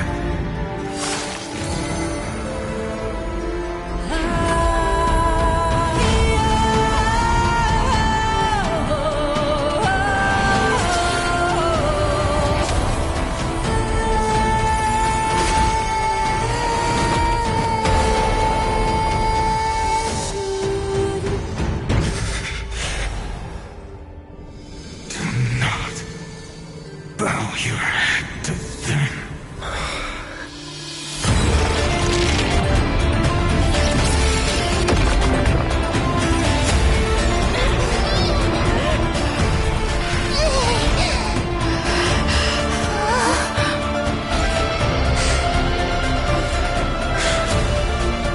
Take it, Trailblazer. May this blood be like gold. And never tarnish.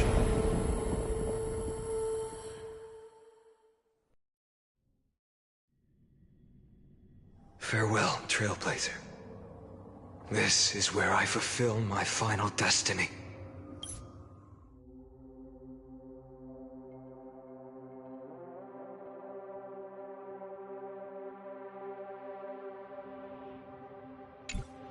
The prophecy of the Deliverer means nothing to me now. It belongs in the hands of someone far more fitting. Someone like you. Kaslana, the name of one who bears chaos does not belong to a single person. Rather, it is the embodiment of the mythical Kefali, and a symbol of all heroes. As the prophecy foretold, you will bear the blazing sun until the pale dawn breaks. May the name accompany you in my place, in the epic you write with your own hands. Another attempt, another failure. I won't remind you how many times you've reached the end of history. But I will still place the choice before you. If you've lost count, let me tell you. This is the 33,550,336th ending.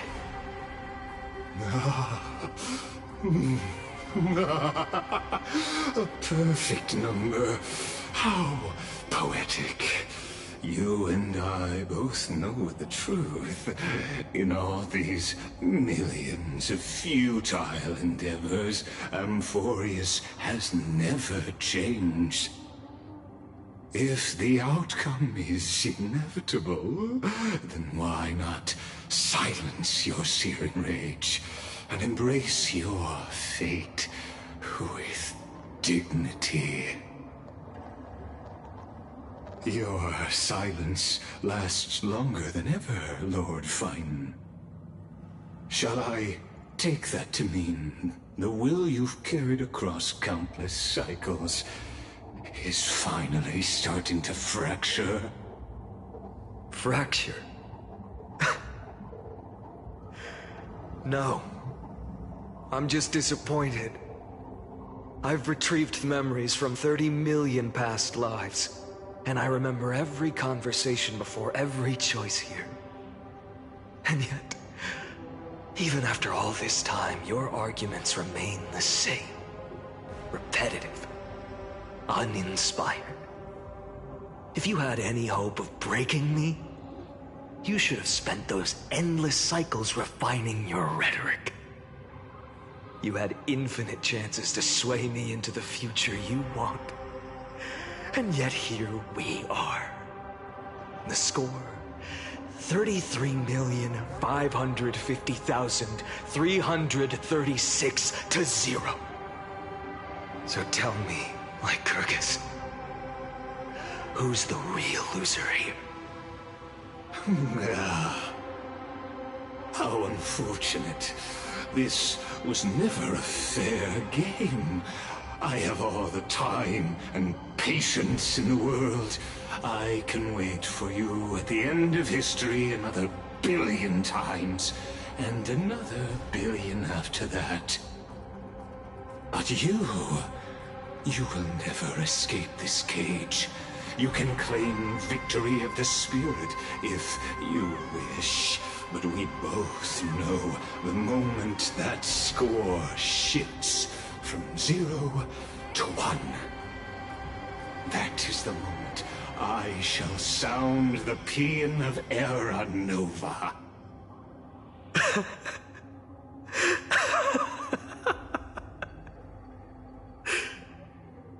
Lord Finan? Your incompetence disappoints me. But what truly makes me laugh is your utter lack of self-awareness. Think about it. In this story, who is truly the one in chains? Who is the one shackled to mindless vengeance, mistaking courage, the courage to rebel against the gods, for foolishness? You...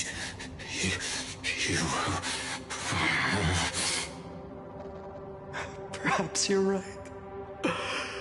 Maybe I should have tired of this futile struggle long ago. But even so, I will never accept the mercy of your release. Because you are both a prisoner to the gods and to me. And tell me, what right does a mere prisoner have to speak of fate and choice? What right does a mere prisoner have to look upon my fury?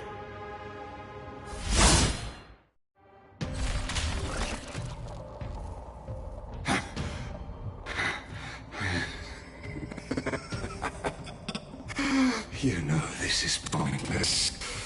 You can't kill me. Of course not. But I am tired of being measured against a worm the gods keep as a pet. Listen well, creator of destruction. This cry comes from all your abandoned creations. In the 10th cycle, I drove Dawnmaker through the heart of every Titan. Golden blood ran down my fingers, divine fire seared through my nerves, nearly breaking my will. But I endured. In the 10,000th cycle, my former comrades had all become my enemies. The endless slaughter dulled my senses to pain. The painful emptiness almost swallowed me, forcing me to stop fighting. But I endured. In the 100,000th cycle, the destruction had already fused into a blazing sun, surging within this fragile body. My rationality had been burned away at the dawn of the era. Yet even with only this shattered body remaining, I still endured. In the 23,570,000th cycle, this time, I felt it. A tiny spark rising in the hollow cavity of my chest. Different from the obsession with deliverance. By its faint glow, once again, no, countless times again, I endured.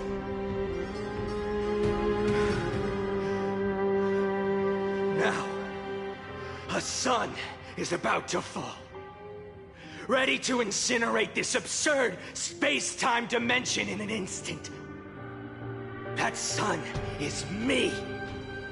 All the countless versions of me from the past, along with my countless brethren, dragged into existence against their will, drowning again and again in your golden blood. The very essence of this world's suffering and despair, fused into the purest hatred, the fiercest rage. Anouk, you arrogant fool! You think we were born to only serve as fuel for the fire? Fine then! Just as you wish, let the fire burn! If I was born as the blazing sun of destruction, then let you and your lackeys be the flares erupting from my core. And let this rage, burning futilely for 30 million epochs, engulf everything! Grant you a dawn where all stars burn to ash!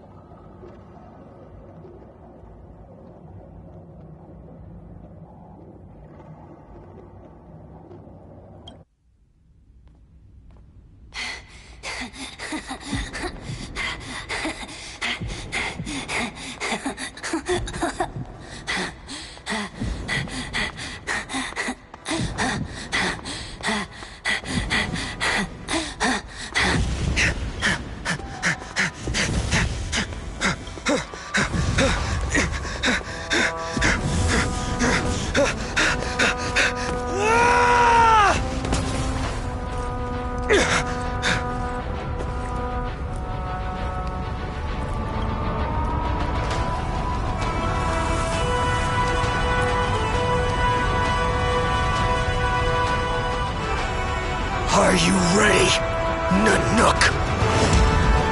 I've brought you destruction!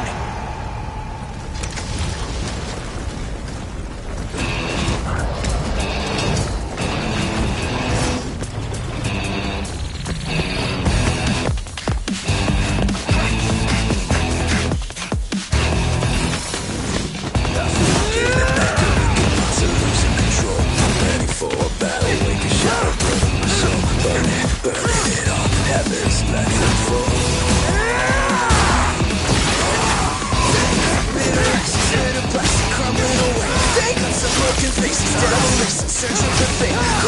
Crushing it, shadows watch them crawl.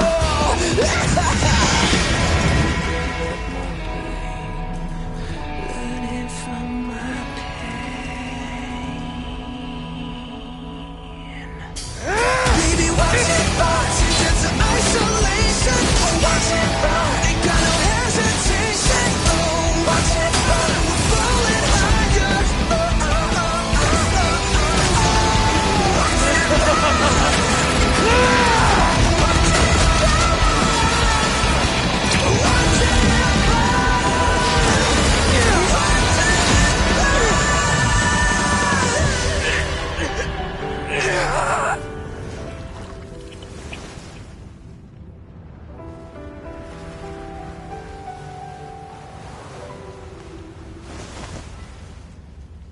The glass that shattered, reaching through the darkness, voices trailing fires, the echo of desires, a world of silence, sounds of desperation, phantoms in the shadows,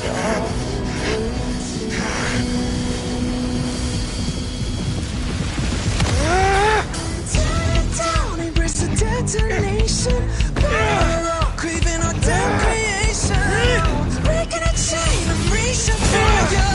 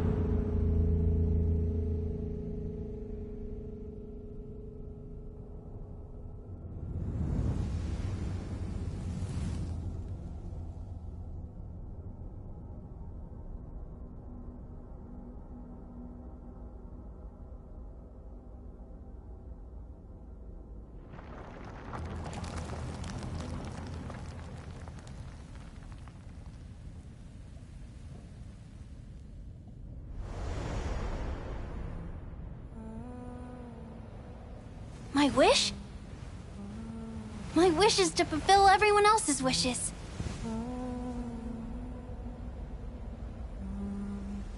If I can't fulfill them, then send them on to tomorrow.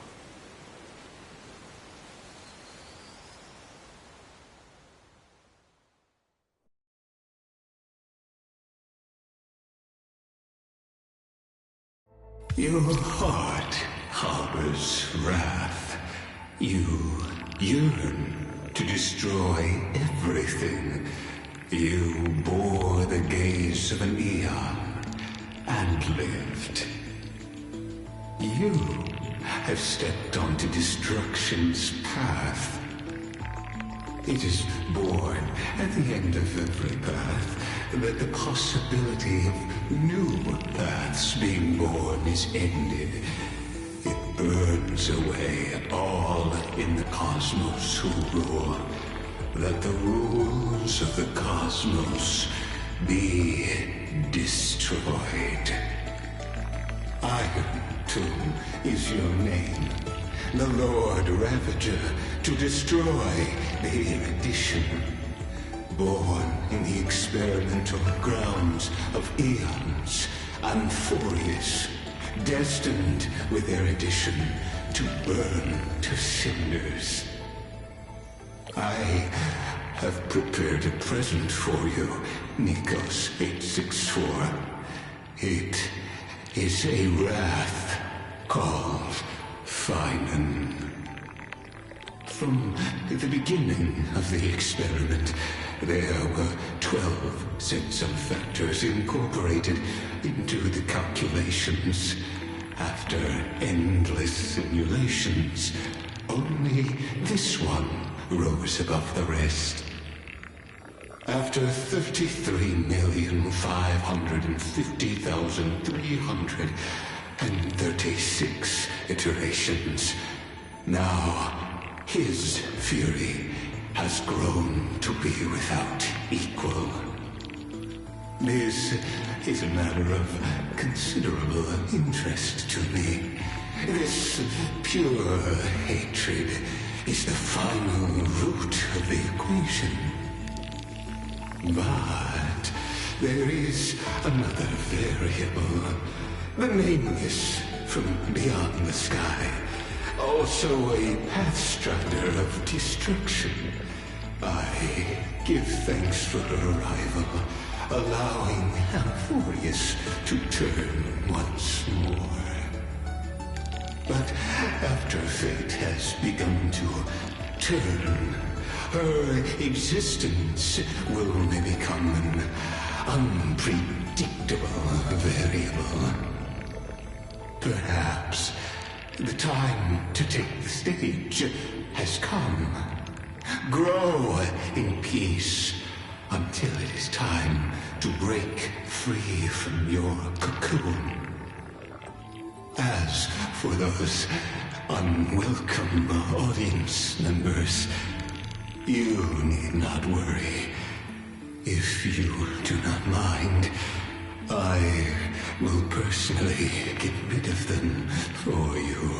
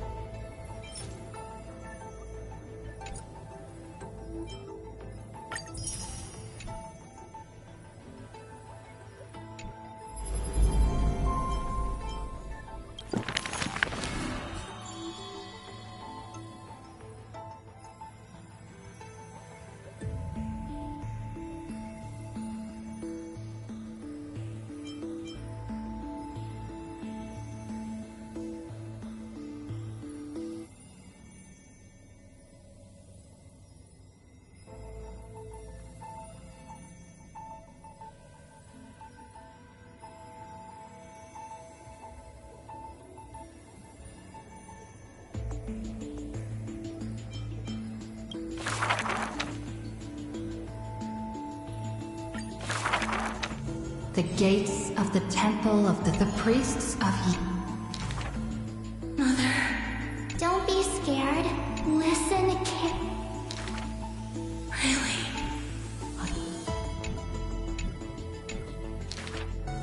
Really? And when they... Mother! Don't be just... The gates of the within the innocent... Mother! But this time, like the silent... Days and... Wait. They watched but a fleeting mirror. Wake up!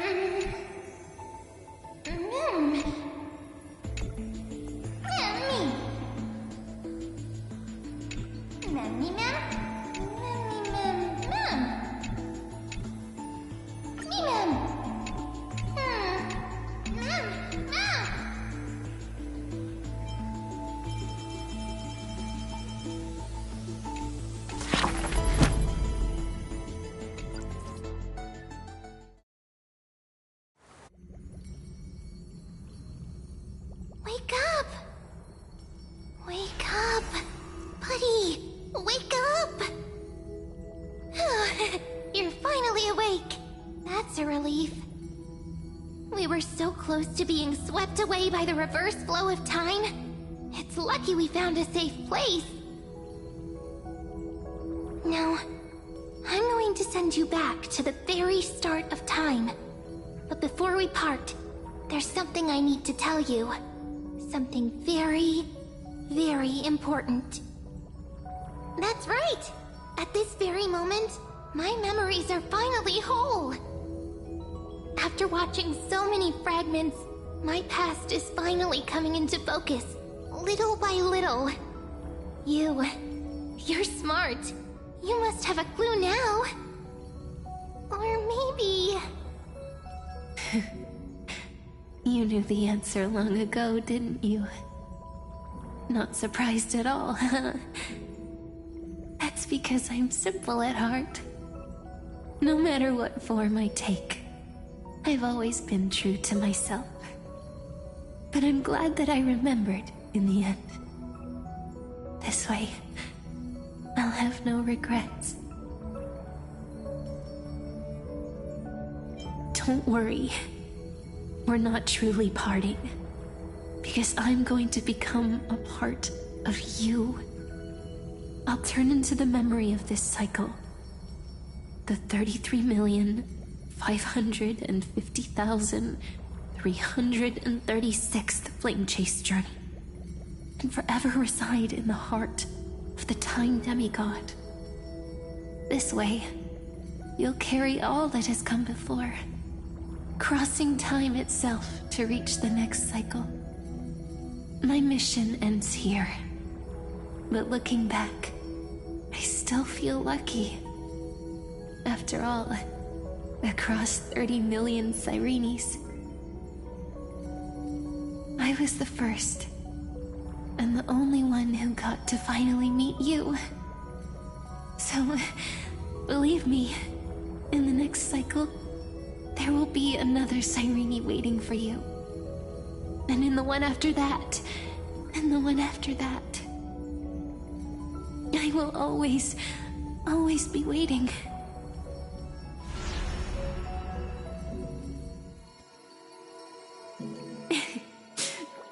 Saying all that, I can finally fade away in peace and become a part of you.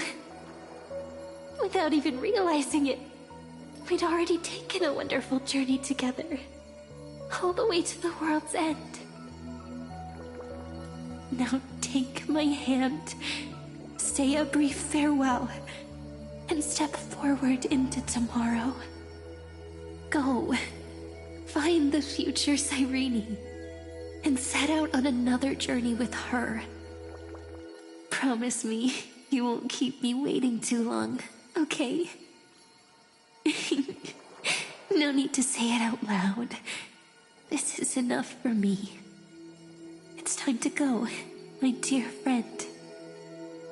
May your trailblazing journey always be accompanied by a cool breeze and rippling waves. And may the days ahead embrace you like the softest fluff, forever warm, forever gentle. Now, let's turn to the next page. A page that exists because of you.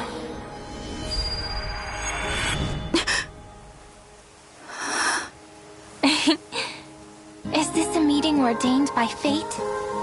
Or a long overdue reunion?